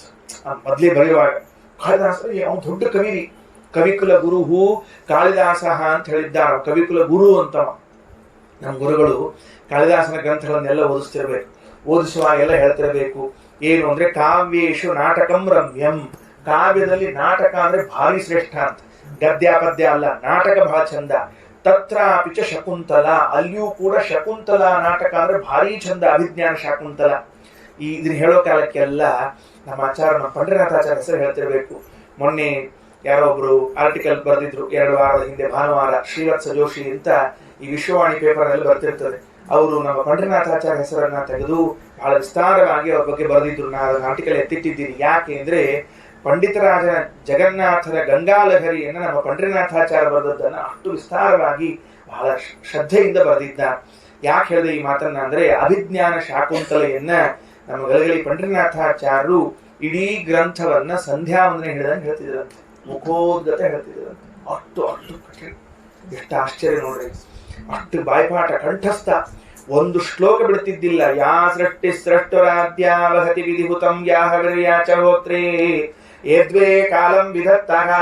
ಮಂಗಳಾಚರಣೆ ಮಾಡಿದ್ರೆ ಅವನು ಕಾಳಿದಾಸ ಶುರುವಾದ ಹೇಳ್ತೀನಿಲ್ಲ ಅದು ಕೊನೆ ಶ್ಲೋಕದವರೆಗೂ ಹಂಗೆ ಹೇಳ್ಬೇಕು. ನಮ್ಮ ಆಚಾರ ನೋಡ್ರಿ, ಆಚಾರ ಹೇಳ್ತಿರ್ಬೇಕು, ನೋಡು ನಿಮ್ಮ ಆಚಾರರು ಗಲಗಲಿ ಆಚಾರರು ಕಂಠಸ್ಥ ಹೇಳ್ತಿರ್ಬೇಕು. ಸಂಧ್ಯಾವಂದನೆ ಹೇಳಿದಂಗ ನೀನ್ ತಯಾರು ಮಾಡಬೇಕು. ನಮ್ ಸಂಧ್ಯಾವನೆ ಮಂತ್ರನೇ ಮರ್ತ ಹೋಗ್ಬಿಟ್ಟ ಆಚಾರ, ಇಲ್ಲಿ ಶಕುಂತಲ ಎಲ್ಲೇ ಹೇಳ್ಬೇಕು ನಾ ಹೇಳ್ತಿರ್ಬೇಕು. ಅದಕ್ಕೆ ತತ್ರಾಪಿ ಚ ಶಕುಂತಲ, ತತ್ರಾಪಿ ಚ ಚತುರ್ಥೋಂಕ, ಅಲ್ಲಿಯೂ 4ನೇ ಅಂಕ ಅಂತ ಬರ್ತದೆ. 8 ಅಂಕ ಬರಲು 4ನೇ ಅಂಕ. ತತ್ರ ಶ್ಲೋಕ ಚತುಷ್ಟಯ, ಅದರಲ್ಲಿ 4 ಶ್ಲೋಕಗಳ ನಂತರ ಕಣ್ಣಲ್ಲಿ ನೀರು ಬರ್ತದೆ. ಶಕುಂತಲೆಯನ್ನ ಕಣ್ವರ ಶ್ರೀಗಳು ಕೊಟ್ಟು ಕಳಿಸ್ತಾ ಇದ್ರಂತೆ. ಅವರು ಬ್ರಹ್ಮಚಾರಿಗಳು, ಎಂದು ತಾವು ಲಗ್ನ ಮಾಡಿಕೊಂಡಿಲ್ಲ, ಮಕ್ಕಳು ನಡೆದಿಲ್ಲ. ವಿಶ್ವಾಮಿತ್ರ ಮೇನಕೆಯ ಮಗಳನ್ನ ತಾವು ಸಾಕಿ ಬೆಳೆಸಿದ್ರ, ಸಾಕು ಮಗಳನ್ನ ಲಗ್ನ ಮಾಡಿ ಭರತನ ಕಡೆಗೆ, ದುಷ್ಯಂತರ ಕಡೆಗೆ ಕೊಟ್ಟು ಕಳಿಸ್ತಾ ಇದ್ರೆ ಭರತನ ಸಮೇತವಾಗಿ. ಅರ್ಥೋ ಹಿ ಕನ್ಯಾ ಪರಕೀಯ ಏವ, ಯಾವಾಗಲೂ ಕನ್ಯಾ ಇದು ಪರರ ಮನೆಗೆ ಹೋಗೋಳು. ನಾವ್ ಎಷ್ಟು ಮುದ್ದು ಮಾಡ್ಲಿ ಏನು ಮಾಡ್ಲಿ ನಮ್ ಜೊತೆಗೆ ಇರ್ಲಿಕ್ಕೆ ಸಾಧ್ಯ ಇಲ್ಲ. ಅರ್ಥ, ಯಾರೋ ನಮ್ಮ ಮನೆಯಲ್ಲಿ ಕೆಲವು ವಸ್ತುಗಳನ್ನು ತಂದಿಟ್ಟಿರ್ತಾರೆ, ಆಚಾರ ನಾವ್ ಯಾತ್ರಕ್ಕೆ ಹೋಗೋರ ತನಕ ಈ ವಸ್ತು ನೋಡ್ಕೊಳ್ರಿ ಅಂತ ಇಟ್ಟದ್ದು ನಮ್ದು ಅಂತ ತಿಳ್ಕೊಂಡು ಕುತ್ಕೊಂಡ್ರೆ ಒಂದ್ ದಿವಸ ಹೋಗ್ಲೇಬೇಕಲ್ಲ. ಅರ್ಥೋ ಹಿ ಕನ್ಯಾ ಪರಕೀಯ ಏವ, ದುಃಖ ಅಳ್ತಾ ಇದ್ದಾರಂತೆ, ಕಣ್ಣವರ ಕಣ್ಣಲ್ಲಿ ನೀರು ಬರ್ತಾ ಇದೆ. ಹೆಂಗ್ ಕಳಿಸ್ಲಿ ಅಂತ ತಿಳ್ಕೊಂಡು ಹೇಳಿ ಆ ಶಕುಂತಲೆ ಹೋಗುವಾಗ ಇಷ್ಟು ದಿವಸ ಗಿಡಕ್ಕ ಮರಕ್ಕ ನೀರ್ ಹಾಕಿ ಬೆಳೆಸಿದ್ಲಂತ್ರಿ. ಆ ಗಿಡ ಮರಗಳಿಗೆಲ್ಲ ತಬ್ಕೊಂಡು ಹಳ್ಳಿಗೆ ಹತ್ರ ನೀನ್ ಬಿಟ್ಟು ಹೆಂಗ್ ಹೋಗ್ಲಿ ಅಂತ ಅಳ್ತಿದ್ದಾಳಂತ. ಏನ್ ಬರ್ದಾನ್ರಿ ಎಲ್ಲ ಕಾಳಿದಾಸ. ಅಂಥ ಕಾವ್ಯವನ್ನ ಬರೆದು ಬಿಟ್ಟು ಅವ ಅಂತಾನ, ಆಪರಿತೋಷಾ ವಿದುಷಾಂ ನ ಸಾಧು ಮನ್ಯೆ ಪ್ರಯೋಗ ವಿಜ್ಞಾನಂ. ಇದನ್ನೊಬ್ರು ಕೇಳಿ ಭಲೆ ಭಲೆ ಅನ್ಬೇಕು, ಆಹಾ ಆಹಾ ಅನ್ಬೇಕಂತೆ. ಈ ಸಂಗೀತ ಕೆಲವು ಎದುರಿ ಕೂತವ್ರು ಅಂತಂದ್ರೆ ಹೇಳೋರು ಚಂದ ಇರ್ತದೆ. ನೀವು ಎದುರಿ ಕೂತವ್ ಎಷ್ಟು ಚಂದ ಕೂತಿರ್ತಾರ ಅಂತ ಬೇಡ, ಅದನ್ನ ಹೇಳೋದಿಲ್ಲ. ಎದುರಿ ಕೂತವ್ ಎಷ್ಟು ಚಂದ ಕೂತಿರ್ತಾರ ಅಂತಂದ್ರೆ ಸಂಗೀತಕ್ಕೂ ಇವರಿಗೂ ಜನ್ಮ ಜನ್ಮಾಂತರ ವೈರಾಣ ಕೂತಿರ್ತಾರ. ಒಟ್ಟ ನೀ ಹಾಡು 3 ತಾಸು ಬಿಟ್ಟು 6 ತಾಸು ಹಾಡೋ, ನನಗೆ ಏನೋ ಸಂಬಂಧ ಇಲ್ಲ, ಹಾಡು ಕೂತಿರ್ಬಾರ್ದು. ಅದನ್ನ ಆಸ್ವಾದನೆ ಮಾಡ್ಬೇಕು. ಅದಕ್ಕೆ ಆಪರಿತೋಷ ವಿದುಷಾಂ ನ ಸಾಧು ಮನ್ಯೆ ಪ್ರಯೋಗ ವಿಜ್ಞಾನ. ಕಾಳಿದಾಸನಂತಹ ವ್ಯಕ್ತಿಗೆ ಎದುರಿಗಿದ್ದ ವ್ಯಕ್ತಿ ಕೇಳಿ ವಾ ಅನ್ನೋ ತನಕ ಸಮಾಧಾನ ಇಲ್ಲ ಅನ್ಬೇಕಾದ್ರೆ ವೇದವ್ಯಾಸರಿಗೆ ಸಮಸ್ಯೆ ಇಲ್ಲ ಅಂತೂ ಒಬ್ರು ಕೇಳಬೇಕಲ್ಲ, ಒಬ್ರು ಕಿವಿಗೆ ಹಾಕ್ಬೇಕಲ್ಲ. ಭಗವಂತನಿಗೆ ಯಾವ ಸಮಸ್ಯೆ ಇಲ್ಲ. ಉತ್ತರಾಧಿಕಾರ ಯಾರಿಗೆ ಕೊಡಬೇಕು ಅಂದಾಗ ಶುಕಾಚಾರ್ಯ ಹೇಳಿದಂತೆ ಅವರಿಗೆ ಶುಕಾಚಾರ್ಯ ಹೇಳಿದಾಗ ಶುಕಾಚಾರ್ಯ ಎಷ್ಟು ಶ್ರದ್ಧೆಯಿಂದ ಕೇಳಿದ್ರು ಅಂದ್ರೆ ಹರೇ ಗುಣಾಕ್ಷಿಪ್ತಮತಿ ಭಗವಾನ್ ಬದರಾಯಣಿ 18,000 ಶ್ಲೋಕಗಳನ್ನು ಕೇಳಿದ್ರಂತೆ. ಕೇಳಿದ್ರೆ ಏಕಪಾಠಿಗಳು, ವಿಚಿತ್ರ ಅಲ್ಲ, ಏಕಪಾಠಿ 18,000 ಶ್ಲೋಕ ಒಮ್ಮೆ ಕಂಠಸ್ಥಾನ ಹೋಯ್ತು. ಏನ್ರಿ ಮತ್ಮತ್ ಭಾಗವತ್ ಹೇಳಿಲ್ರಿ ಅವರು. ನಮ್ಮ 90 ಆದ್ರೂ ಇನ್ನು ಶ್ಲೋಕ ನೆನಪುವಾಗ ಎಲ್ಲೆಲ್ಲ ಏನೇನೋ ಗೊತ್ತಿಲ್ಲ. 90 ಸರ್ತಿ ಹಿಂದ ಮುಂದ ಮೇಲೆ ಹಿಂದಾಗ್ಯಾವ. ಅಷ್ಟಾದ್ರೂ ಒಂದೇ ಒಂದ್ ಸರ್ತಿ ಭಾರಿ ಆಶ್ಚರ್ಯ, ಭಾರಿ ಆಶ್ಚರ್ಯ ಕಂಠಸ್ಥ ಹೋಯ್ತಂತೆ. ಯಾಕೆ ಕಂಠಸ್ಥ ಆಯಿತು ಹೇಳಿ ನೋಡಂತೆ. ಶುಕಾಚಾರ್ಯರಿಗೆ ಇಷ್ಟು ಶ್ಲೋಕಗಳು ಕಂಠಸ್ಥ ಆಗ್ಲಿಕ್ಕೆ ಏನ್ ಕಾರಣ? ಈಗ ಕೆಲವರಿಗೆ ಫೋನ್ ನಂಬರ್ ಒಂದೇ ಸರ್ತಿ ಹೇಳಿ ಟಕ್ಕ ನೆನಪುಳ್ಬಿಡ್ತದೆ. ಫೋನ್ ನಂಬರ್ 10 ಡಿಜಿಟ್ ಅವ್ರಿ ಇದ್ರದ್ದು ಯಾವುದು ಮೊಬೈಲ್ ನಂಬರ್. ನೀವೇ ಲ್ಯಾಂಡ್ಲೈನ್ ಇದ್ದು ತಿರ್ಗಾವಾಗ 0836 ನೆನಪಿಟ್ಕೊಳ್ಳೋ ಅವಶ್ಯಕತೆ ಇದ್ದಿದ್ದೇ ಇಲ್ಲ. ಮುಂದೊಂದು 5 ನಂಬರ್ ನೆನಪಿಟ್ಕೊಂಡ್ಬಿಟ್ರೆ ಮನೆ ನಂಬರ್ ಮುಗಿದು ಹೋಗ್ತಿತ್ತು. ಇವು 10 ನಂಬರ್ ಯಾಕೆ ಅಂತ ಕೇಳಿದ್ರೆ ಇದು ನನಗೆ ಬೇಕಾದವನ ನಂಬರ್, ಇದು ನನ್ನ ಪ್ರೀತಿ ಪಾತ್ರವಾದವ ನಂಬರು ಅಂತ ಆಗಿಬಿಟ್ರೆ ತಕ್ಷಣ ನೆನಪಿನ ಉಳಿತದಂತೆ. ಮತ್ ಸತ್ರು ಮರೆಯಂಗಿಲ್ರಿ. ಈಗ ನೋಡ್ರಿ ನಮ್ಮ ಫೋನ್ ನಂಬರ್ ನೆನಪ ಇಲ್ಲ ಹೇಳಿ ನೋಡ, ನಮಗೆ ಮಂದಿ ನಂಬರ್ ನೆನಪಿಲ್ಲ. ಮತ್ತೆ ನಮ್ಮ ಫೋನ್ ನಂಬರ್ ಕಂಠಸ್ಥ ಯಾಕೆ? ನಾನು ನನಗೆ ಪ್ರೀತಿ ಪಾತ್ರ, ನನಗೆ ಪ್ರೀತಿ ಪಾತ್ರನಾದ ಒಂದು ನನ್ನ ನಂಬರ್ ನೆನಪಿಟ್ಕೊಂಡು ಇಟ್ಕೋಬೇಕು. ಹಂಗೆ ನೆನಪುಳಿತು ಹೇಳಿ ನೋಡಂತೆ. ಅದಕ್ಕೆ ನಾರಾಯಣ ಪಂಡಿತಾಚಾರ್ಯರು ಶಿವಸ್ತುತಿಯಲ್ಲಿ ಒಂದು ಮಾತು ಹೇಳ್ತಾ. ಏನು ನಾರಾಯಣ ಪಂಡಿತಾಚಾರ್ಯ ಶಿವಸ್ತುತಿಯಲ್ಲಿ ಹೇಳಿದ್ದು? ಸ್ಫುಟಂ ಸ್ಫಟಿಕ ಸಪ್ರಭಂ ಸ್ಫುಟಿತಹಾಟಕ ಶ್ರೀಜಟಂ ಶಶಾಂಕದಲ ಶೇಖರಂ ಕಪಿಲ ಫುಲ್ಲ ನೇತ್ರತ್ರಯಂ ತರಕ್ಷುವರ ಕೃತ್ತಿವದ್ಭುಜಗ ಭೂಷಣಂ ಭೂತಿಮತ ಕದಾನುಷಿತಿ ಕಂಠತೆ ವಪುರವೇಕ್ಷತೆ ವೀಕ್ಷಣಂ. 2 ದೃಷ್ಟಾಂತ ಕೊಟ್ಟಿದ್ದ ರುದ್ರದೇವರಿಗೆ, ಎರಡು ವಿಶೇಷಣಗಳನ್ನು ಕೊಟ್ಟಿದ್ದ. ರುದ್ರದೇವರಿಗೆ ಕೊಟ್ಟ 2 ವಿಶೇಷಣ. ಕದಾನುಷಿತಿ ಕಂಠತೆ, ಶಿತಿಕಂಠ ಶಿತಿಕಂಠ ಅಂತ ಹೆಸರಂತೆ ರುದ್ರದೇವರಿಗೆ. ಭುಜಗ ಭೂಷಣ 2 ಹೆಸರು. ಭುಜಗ ಭೂಷಣ ಇನ್ನೊಮ್ಮೆ ಯಾವಾಗ ನೋಡಂತೆ. ಶಿತಿಕಂಠ ಅಂತ ನೆನಪಿಟ್ಕೊಂಡ್ಬಿಡಂತೆ. ಏನ್ ಶಿತಿಕಂಠ ಅಂದ್ರೆ ನೀಲ ಬಣ್ಣದ ಕಂಠ ಇದ್ದವನೇ. ಹೌದೋ ಇಲ್ಲೋ? ರುದ್ರದೇವರಿಗೆ ಎಂತಹ ಕಂಠದ? ನೀಲಕಂಠ ನೀಲಕಂಠ ಅಂತಾರೆ. ಇಲ್ಲೋ? ಆ ನೀಲಕಂಠ ಅಂತ ಅನ್ನೋದನ್ನೇ ಶಿತಿಕಂಠ ಅಂತ ಬರೆದಿದ್ದ. ಯಾರೋ ಹೇಳಿದಂತೆ ನೀಲಕಂಠ ಯಾಕಾದ್ರು, ನೀಲಕಂಠ ಯಾಕಾದ್ರು. ಏನ್ರಿ ಆಚಾರ ನಿಮ್ಗೆ ನೆನಪಿಲ್ಲೇನು? ಅವತ್ತು ಬಾಟ್ಲಿ ಒಳಗೆ ಕೊಟ್ಟಿದ್ರಿ ನೀವೇ, ಏನು ಏಸ್ ಕೊಟ್ಟಿದ್ವು ಬಾಟ್ಲಿ ಒಳಗೆ? ವಿಷ ನೋಡಪ್ಪ ಅಲ್ರಿ ಆಚಾರ, ಬಂಗಾರದ ಪಾತ್ರೆ ಅಂತ ಹೇಳ್ರಿ, ಬಾಟ್ಲಿ ಗಿಟ್ಲಿ ಶಬ್ದ ಆಡ್ಬೇಡ್ರಿ, ಹೋಗ್ಲಿ ಬಿಡಪ್ಪ. ಪಾತ್ರೆಯಲ್ಲಿ ವಿಷ ಹಾಕಿ ಕೊಟ್ಟಿದ್ರಲ್ಲ, ವಿಷ ಕುಡಿದಾಗ ಕಂಠದಲ್ಲಿ ಉಳಿದ್ಬಿಡುತ್ತಲ್ಲ, ಅದಕ್ಕೆ ನೀಲಕಂಠ ಅಂದ್ರೆ ಅಲ್ಲ. ಅದು ಸಾಮಾನ್ಯ ಜನರ ಅರ್ಥ. ಯಾರು? ನಮ್ ಕೃಷ್ಣ ಹೆಂಗಿದ್ದಾನ? ನೀಲಮೇಘ ಶ್ಯಾಮ. ಕೃಷ್ಣ ಹೆಂಗಿದ್ದಾನ? ನೀಲ ಇದ್ದಾನ. ಹಂಗಾದ್ರೆ ಶಿತಿಕಂಠ ಅಂದ್ರೆ ಕೃಷ್ಣನನ್ನ ಹೇಳುವ ಭಾಗವತವನ್ನ ಕಂಠದಲ್ಲಿ ಇಟ್ಕೊಂಡಿದ್ದಾರಲ್ಲ, ಅದಕ್ಕೆ ಅವರು ಶಿತಿಕಂಠರೇ ಹೊರತಾಗಿ ಬೇರೆ ಶಿತಿಕಂಠ ಅಲ್ಲ. ಕೃಷ್ಣ ಹೆಂಗಿದ್ದ, ಎಲ್ಲಿದ್ದಾನ? ಭಾಗವತದ ಪ್ರತಿ ಶ್ಲೋಕದಲ್ಲೂ ಕೃಷ್ಣ ಇದ್ದದ್ದು. ಕಲಿಬಲ ಸಂಸ್ಕೃತಿ ಕಾಲನೋಖಿಲೇಶೋ ಹರಿತರತ್ರ ನಗೀಕ್ಯತೆ ಕ್ಯಭೀಕ್ಷ್ಣಂ ಇಹತು ಪುನರ್ಭಗವಾನ್ ಅಶೇಷ ಮೂರ್ತಿ ಪರಿಪಠಿತೋನು ಪದಂ ಕಥಾ ಪ್ರಸಂಗೈಃ. 12ನೇ ಸ್ಕಂದದ ಕೊನೆಯಲ್ಲಿ ಹೇಳುವಾಗ ಭಾಗವತದ ಹೆಜ್ಜೆ ಹೆಜ್ಜೆಗೆ ಶ್ಲೋಕ ಶ್ಲೋಕದಲ್ಲಿ ಹೇಳಲ್ಪಟ್ಟವನು ಶ್ರೀಕೃಷ್ಣ, ಬೇರೆ ಇನ್ಯಾರಲ್ಲ. ಅವ ಹೆಂಗಿದ್ದಾನ? ನೀಲವರ್ಣ ನೀಲಮೇಘ ಶ್ಯಾಮ. ಹಾಗಾದ್ರೆ ನೀಲವರ್ಣ ನೀಲಮೇಘ ಶ್ಯಾಮನಾದ ಕೃಷ್ಣನನ್ನ ಕಂಠದಲ್ಲಿ ಇಟ್ಟುಕೊಂಡವರು ಯಾರೋ ಅವರೇ ಶಿತಿಕಂಠ ಹೊರತಾಗಿ ಬೇರೆಯವರಲ್ಲ. ಈಗ ಅರ್ಥ ಆಯ್ತಾ ಯಾಕೆ 18,000 ಶ್ಲೋಕ ಒಂದೇ ಸರ್ತಿ ನೆನಪುಳಿತು ಅಂತ ತಿಳ್ಕೊಂಡು? ಕದಾ ಇಂಥ ರುದ್ರದೇವರನ್ನು ನಾವು ಯಾವಾಗ ಕಂಡೀವಿ ಅಂತ ನಾರಾಯಣ ಪಂಡಿತಾಚಾರ್ಯ ಪ್ರಶ್ನೆ. ಕದಾನುಷಿತಿ ಕಂಠತೆ ವಪುರವೇಕ್ಷತೆ ವೀಕ್ಷಣಂ. ಈಗ ಶುಕಾಚಾರ್ಯರಾಗಿ ಅವ್ರು ನೋಡ್ತಾ, ಅವ್ರು ಶುಕಾಚಾರ್ಯರಾಗಿ ಬಂದಾಗ ನಾವು ಅವ್ರನ್ನ ಕೇಳ್ತಾ ಇದ್ದೀವಲ್ಲ. ಅಂಥ ಮಹಾನುಭಾವರು ಅವರು ಅಲ್ಲಿಂದ ಯಾರಿಗೆ ಹೇಳ್ಕೊಟ್ರು? ಪರೀಕ್ಷಿತ ಮಹಾರಾಜನಿಗೆ ಹೇಳಿದ್ರು. ಪರೀಕ್ಷಿತನ ಕ್ಲಾಸ್ಮೇಟ್ ಯಾರು ಅಂದ್ರೆ ಸೂತಾಚಾರ್ಯರು. ಬೆಂಚ್ ಮೇಟ್ ಯಾರು ಅಂದ್ರೆ ಸೂತಾಚಾರ್ಯರು. ಕ್ಲಾಸ್ಮೇಟು ಬೆಂಚ್ ಮೇಟು ಅಂತ ಇರ್ತಾರೆ. ಅವರಿಬ್ರು ಒಟ್ಟಿಗೆ ಕೇಳಿದ್ರು. ಅಂದ ಮೇಲೆ ಇದು ಒಂದು ಪರಂಪರೆ ಬಂತು. ಈಗ ಉದ್ದದ ಪರಂಪರೆ ಬಂತು. ಎಷ್ಟು ಚಂದಾದ ಪರಂಪರೆ! ಯಾರ್ಯಾರು ಬಂದಿದ್ದಾರೆ ವಿಚಾರ ಮಾಡ್ರಿ. ಪರಮಾತ್ಮನಿಂದ ಬ್ರಹ್ಮದೇವರು, ಬ್ರಹ್ಮದೇವರಿಂದ ನಾರದರು, ನಾರದರಿಂದಾಗಿ ವೇದವ್ಯಾಸ ದೇವರು, ವೇದವ್ಯಾಸ ದೇವರಿಂದ ಶುಕಾಚಾರ್ಯರು, ಶುಕಾಚಾರ್ಯರಿಂದ ಪರೀಕ್ಷಿತ, ಸೂತಾಚಾರ್ಯರು. ಇದು ಮುಗೀತು. ಒಬ್ರು ಪ್ರವಚನ ಮುಗೀತ್ರಿ. ಇನ್ನೊಬ್ರು ಕೂತಿದ್ರಂತ ಬ್ರಹ್ಮದೇವ್ರ ಪ್ರವಚನ ಹೇಳೋ ಕಾಲಕ್ಕನ ಯಾರಪ್ಪ ಮತ್ಯಾರು ಕೂತಿದ್ರು ಅಂದ್ರೆ ಕಿವಿ ಇಲ್ಲ ಅವ್ರು ಕೂತಿದ್ರಂತ ಪ್ರವಚನ.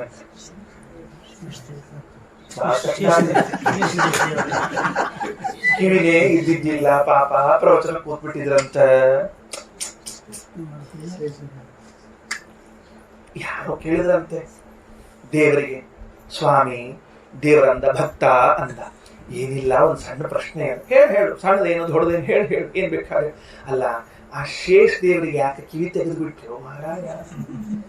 ಏನೋ ಇರ್ತಿದ್ದು, ಒಂದೆರಡು ಇಲ್ಲೊಂದು ಕಿವಿ ಅಲ್ಲೊಂದು ಕಿವಿ ಇರ್ತಿದ್ದು, ನೀವ್ ಯಾಕೆ ಕಿವಿ ತೆಗೆದು ಬಿಟ್ರಿ? ದೇವ್ರ ಏನ್ ಹೇಳ್ಬೇಕು? ಒಂದು ಗುಟ್ಟು ಹೇಳ್ತೀನಿ ಬಾಯಿ. ಏನ್ ಗುಟ್ಟು? ಅಲ್ಲಿ ಅದು ಮಂಚ.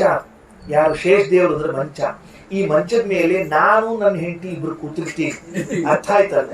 ನಾನು ನನ್ನ ಹೆಂಡತಿ ಇಬ್ರು ಕೂತಿರ್ತೀವಿ, ಎಲ್ಲ ಇಬ್ರು ಮಲಗಿರ್ತೀವಲ್ಲ, ಇಬ್ರು ಮಾತಾಡ್ತಿರ್ತೀವಿ. ಈ ಮಾತಾಡೋ ಕಾಲಕ್ಕೆ ಗಂಡ ಹೆಂಡತಿಯರ ಸರಸ ವಿರಸ ವಿನೋದ ಮತ್ತೊಂದು ಮುಗಿದೊಂದು ಇವ್ ಕಿವಿಗ್ ಬಿತ್ತು ಅಂತ ಇಟ್ಕೋ. ಈ ಪುಣ್ಯಾತ್ಮನ ಕಿವಿಗ್ ಬಿತ್ತು ಅಂತ ಇಟ್ಕೋ. ಅವಂಗ ಬಾಯಿ ಎಷ್ಟವ? 1000 ಬಾಯಿ. ಅವ ಮಂದಿ ಹೆಂಗ್ ಹೇಳ್ಕೋತ ಅಡ್ಡಾಡ್ತಾನೆ ವಿಚಾರ ಮಾಡ. ಮಂದಿ ಮುಂದೆ ಹೆಂಗ್ ಹೇಳ್ಕೊತ ಈ ಒಂದೊಂದು ಬಾಯಿ ಇದ್ದಾಚಾರ ಇಷ್ಟು ದಿವಸ ಎಷ್ಟು ಬಿಟ್ಟಾರ ಹೇಳ್ಕೊಂಡು ಊರ್ನವರೆಲ್ಲ ನಿಲ್ಸಿ ಹೇಳಿಲ್ಲ. ಗಂಡ ಹೆಂಡತಿ ಸರಸ ವಿರಸ ಎಲ್ಲ ಹಾಕೊಂಡು ಇನ್ನು 1000 ಹೆಡಿ ಇದ್ದವ, 2000 ನಾಲ್ಗಿ ಬೇರೆ ಇದ್ದವ, ಎಷ್ಟು ಹೇಳಿದಾನ. ಅದಕ್ಕೆ ಏನ್ ಮಾಡಿದ ಸ್ವಾಮಿ? ಅವಂಗ ಕಿಳಿಸ್ಲಾರ್ದಂಗ ಮಾಡಿಬಿಟ್ರೆ ಬೆಸ್ಟ್ ಕೆಲಸ. ಅದಕ್ಕೆ ಅವ್ನ ಕಿವಿ ತೆಗೆದ್ಬಿಟ್ಟೆ. ಹೌದು, ನೀವು ನೆಮ್ಮದಿಯಿಂದ ಇದ್ರಿ, ನಿಮ್ ಸುದ್ದಿ ನಮ್ ತನಕ ಬರ್ಬೇಕು ಹೆಂಗ ಪ್ರಶ್ನೆ. ಮತ್ತ ಅದಕ್ಕೆ ಲಕ್ಷ್ಮೀದೇವಿ ಕೇಳ್ಕೊಂಡ್ರಂತ ಶೇಷದೇವ್ರು. ಮತ್ ಮರದಿವ್ಸ ಈ ಕಿವಿ ಹೋದ್ಮೇಲೆ ಮರದಿವ್ಸ ಗೊತ್ತಾಯ್ತು ನನಗೆ ಇವು ಹೋಗ್ಯಾವ, ಆಡಿಯೋ ವಿಡಿಯೋ ಎರಡೂ ಗಾನ್ ಆಗ್ಯಾವ ತಿಳ್ಕೊಂಡು ಹೇಳಿ ಗಾನ್ ಕೇಸ್ ಅಂತ ಹೇಳಿ ಲಕ್ಷ್ಮೀದೇವಿ ಕೇಳಿದಂತ. ಏನು ಕೇಳಿಸ್ತಿಲ್ಲ, ಏನ್ ಮಾಡ್ಲಿ ಅಂತ ಲಕ್ಷ್ಮೀದೇವಿ ಹೊರ ಕೊಟ್ಲಂತೆ. ನಿನಗೆ ಯಾವುದು ಕೇಳಿಸುವುದರಿಂದ ಪ್ರಯೋಜನ ಆಗಬೇಕಾಗಿತ್ತಲ್ಲ, ಅದೆಲ್ಲ ಸ್ಪರ್ಶಿಸುವುದರಿಂದ ಸಿಗಲಿ ಅಂತ ಹೊರ ಕೊಟ್ಲಂತೆ. ಮಹಾಭಾರತದಲ್ಲಿ ಬಂದಿರುವಂತಹ ಮಾತು ಆದಿಪರ್ವದಲ್ಲಿ ಇದೇ ಕಥೆಯನ್ನು ಹೇಳಿದ್ದ. ಸ್ಪರ್ಶ ಮುಟ್ಟಿದಾಗ ಏನ್ ಅಂದ್ರೆ ಕೇಳಿದಾಗ ಏನ್ ಜ್ಞಾನ ಆಗ್ಬೇಕಾಗಿತ್ತು ಅದು ಮುಟ್ಟಿದ್ರಿಂದ ಆಗ್ಲಿ ಅಂತ ಕೊಟ್ರಂತೆ. ಹಿಂಗಾಗಿ ಮತ್ತೆ ಲಕ್ಷ್ಮೀನಾರಾಯಣರು ಆ ಶೇಷದ ಮೇಲೆ ಮಲಗಿದಾಗ ಅವರು ಕೈ ಮುಟ್ಟಿದ್ರೆ ಮಾತಾಡ ಎಲ್ಲ ಅವರಿಗೆ ಅನುಭವ ಬರ್ತಿತ್ತಂತೆ. ಹಿಂಗ ಪರ್ಯಾಯ ವ್ಯವಸ್ಥೆಯನ್ನು ಮಾಡಿಟ್ಟಾನ ದೇವರು ಅಂತ ಶೇಷದೇವರಿಗೆ ಕಿವಿ ಇಲ್ಲ ಅಂತ ಒಂದು ಹೇಳೋದು. ಅಂತೂ ಶೇಷದೇವರಿಗೆ ಹಾವಿನ ರೂಪದಲ್ಲಿ ಅಷ್ಟೇ ಕಿವಿ ಇಲ್ಲ ಹೊರತಾಗಿ ಮತ್ತೆ ಮನುಷ್ಯಾಕಾರದ ರೂಪದಲ್ಲಿ ಎಲ್ಲ ಇಂದ್ರಿಯಗಳು ಚೆನ್ನಾಗಿವೆ. ಅವರೂ ಕೇಳಿಸ್ಕೊಂಡ್ರಂತೆ. ಅದು ಭಗವಂತನ ಅನುಗ್ರಹದಿಂದ. ಕಿವಿ ಇಲ್ಲದ ಶೇಷ ರೂಪಕ್ಕೂ ಭಾಗವತ ಕೇಳಿಸಿದ್ರೆ ವಿಚಾರ ಮಾಡ್ರಿ ಎಷ್ಟು ಚಂದ ಆಗಿರ್ಬೇಕು ಅಂತ ಹೇಳಿ. ಅವ್ರು ಏನ್ ಮಾಡಿದ್ರು? ಕೇಳಿಸಿಕೊಂಡವ್ರು ನಾವು ನಮ್ಮ ಶಿಷ್ಯರಿಗೆ ಹೇಳ್ತೀವಿ. ನಮ್ಮ ಹತ್ರ ಶಿಷ್ಯರಿದ್ದಾರೆ, ಕೆಲವರು ಆಚಾರ ಶಿಷ್ಯರು ಹೊಂಟ್ರು ಅಂದ್ರೆ ಉಳಿದ ಆಚಾರ್ಯ ಸಮಸ್ಯೆ ಆಗ್ತಿರ್ತದೆ. ನಿಮ್ಮಷ್ಟು ಹತ್ರ ಶಿಷ್ಯರು, ನಮ್ದು ಇಲ್ಲಿ ಎಂಬತ್ತು ಶಿಷ್ಯರು ಅಂತ ಕೆಲವ್ರನ್ನ ಕರ್ಕೊಂಡ್ ಬಂದಿರ್ತಾರ. ಕೋಸಂಬರಿ ಪಾನ್ಕರ ಬರ್ರಿ ಇವತ್ತ ಅಂತ ಹೇಳಿ. ಶಿಷ್ಯರಲ್ಲೇನ್ರಿ ಅಂದ್ರೆ ಕೋಸಂಬರಿ ಪಾನ್ಕ ಶಿಷ್ಯರು ಅಂತ ಅವರು ಬೇರೆ ಅಲ್ಲ. ಅದಕ್ಕೆ ಬರ್ರಿ ಕರ್ಕೊಂಬಂದ್ರ ಅವ್ರನ್ನ. ಅವ್ರು ಯಾರು ಹೇಳ್ಬೇಕು? ಶೇಷ ದೇವ್ರು ಯಾರು ಹೇಳಬೇಕು ಅಂದ್ರೆ ಸನತ್ ಕುಮಾರ್ರಿಗೆ ಹೇಳಿದಂತೆ. ವಿಚಾರ ಮಾಡ್ರಿ, ಸನತ್ ಕುಮಾರರು ಎಂಥವ್ರು ಅಂದ್ರೆ ಸ್ವತಃ ಕಾಮನ ಅವತಾರ. ಇಂದ್ರದೇವರ ಸಮಾನವಾದ ಕಕ್ಷೆಯಲ್ಲಿ ಬರುವಂತಹ ಕಾಮನ ಅವತಾರಿಗಳಾದ ಸನತ್ ಕುಮಾರಿಗೆ ಹೇಳಿದ್ರಂತೆ. ಸನತ್ ಕುಮಾರ್ ಅಷ್ಟೇ ಅಲ್ಲ, ಸನತ್ ಕುಮಾರ ಜೊತೆಗೆ ಅನೇಕ ಮುನಯ ಇನ್ ಕೆಲವರು ಮುನಿಗಳು ಕೂತ್ಕೊಂಡು ಕೇಳಿದ್ರಂತೆ. ಆಮೇಲೆ ಅವರಿಂದ ಸಾಂಖ್ಯಾಯನರಿಗೆ ಬಂತಂತೆ. ಸನತ್ ಕುಮಾರರ ತರುವಾಯ ಶಿಷ್ಯರು ಯಾರು? ಸಾಂಖ್ಯಾಯನರು. ಇವತ್ತಿಗೆ ಸಾಂಖ್ಯಾಯನ ಗೋತ್ರದವರು ಇದ್ದಾರೆ. ನಾವೆಲ್ಲ ಸಾಂಖ್ಯಾಯನ ಗೋತ್ರದವರು, ಗಲ್ಗಲಿಯವರೆಲ್ಲ. ನಮಗೆ ವಸಿಷ್ಠವೂ ಹೌದು, ಸಾಂಖ್ಯಾಯನ ಹೌದು, ಎರಡೂ ಗೋತ್ರ. ನಮಗೆ ಗಾಯತ್ರಿಯ ಗೋತ್ರ ಸಾಂಖ್ಯಾಯನ ಗೋತ್ರ ಅಂತ ಹೇಳ್ತಿರ್ತಾರೆ. ಆ ಸಾಂಖ್ಯಾಯನಿಗೆ ಬಂತು. ಅಲ್ಲಿಂದ ಆ ಸಾಂಖ್ಯಾಯನರು ತಾವು ತಮ್ಮ 2 ಶಿಷ್ಯರಿಗೆ ಪಾಠ ಹೇಳಿದಂತೆ. ಯಾರಪ್ಪ? ಭಾಗವತ ಯಾರು ಹೇಳ್ಕೊಟ್ರು ಅವರಿಗೆ ಅಂದ್ರೆ ಒಂದು ವೇದವ್ಯಾಸ ದೇವರ ತಂದೆ ಪರಾಶರ ಮುನಿಗಳು. ಆ ಪರಾಶರರಿಗೆ ಈ ಭಾಗವತವನ್ನು ಉಪದೇಶ ಮಾಡಿದಂತೆ. ಈ ಪರಾಶರರಿಗೆ ಏನು ಭಾಗವತ ಬಂದಿದೆಯಲ್ಲ, ಅದು ಶೇಷದೇವರಿಂದ ಸನತ್ ಕುಮಾರರಿಗೆ, ಸನತ್ ಕುಮಾರರಿಂದ ಸಾಂಖ್ಯಾಯನರಿಗೆ, ಸಾಂಖ್ಯಾಯನರಿಂದ ಪರಾಶರರಿಗೆ. ಜೊತೆಗೆ ಇನ್ನೊಬ್ರು ಪಾಠ ಕೂತಿದ್ರಂತೆ. ಯಾರು ಅಂದ್ರೆ ಬೃಹಸ್ಪತ್ಯಾಚಾರ. ಆಶ್ಚರ್ಯ! ಭಾಗವತ ಸಂಪ್ರದಾಯ ಪ್ರವರ್ತಕರು ಬೃಹಸ್ಪತ್ಯಾಚಾರ. ಜಗಾದ ಸೋಸ್ಮತ್ ಗುರವೇ ಮಿತಾಯ. ನಮ್ಮ ಗುರುಗಳು ಬೃಹಸ್ಪತಿ ಗುರುಗಳಿಂದ ಕೂಡ ಬೃಹಸ್ಪತ್ಯಾಚಾರ್ಯರಿಂದ ಕೂಡಿದ ಮತ್ತೆ ಪರಾಶರಿಗೆ ಹೇಳಿದಂತೆ. ಆ ಪರಾಶರರು ಯಾರಿಗೆ ಹೇಳಿದ್ರಪ್ಪ? ಮೈತ್ರೇಯರು. ಅವ್ರ ತಂದೆ ತಾಯಿ ಹೆಸರು ಬಹಳ ವಿಚಿತ್ರದಲ್ಲಿ. ಮೈತ್ರೇಯರ ತಾಯಿ ಹೆಸರು ಮಿತ್ರಾದೇವಿ ಅಂತ ಹೆಸರಂತೆ. ಎಷ್ಟು ಚಂದ ಹೆಸರದ್ರಿ, ಮಿತ್ರ ಮಿತ್ರ ಅಂತ ಕರೆಯೋದಂತ ಅಲ್ರಿ ಆಚಾರ. ಹೆಂಡತಿಗೆ ಮಿತ್ರ ಮಿತ್ರ ಅಂತ ಕರೆಯೋದು ನಾಳೆ ಪ್ರಾಬ್ಲಮ್ ಆಗ್ಲಿಕ್ಕಿಲ್ಲ. ಅವಳು ತಿರುಗಿ ಏನ್ಲೇ ಅಂತ ಅಂದ್ಬಿಟ್ರೆ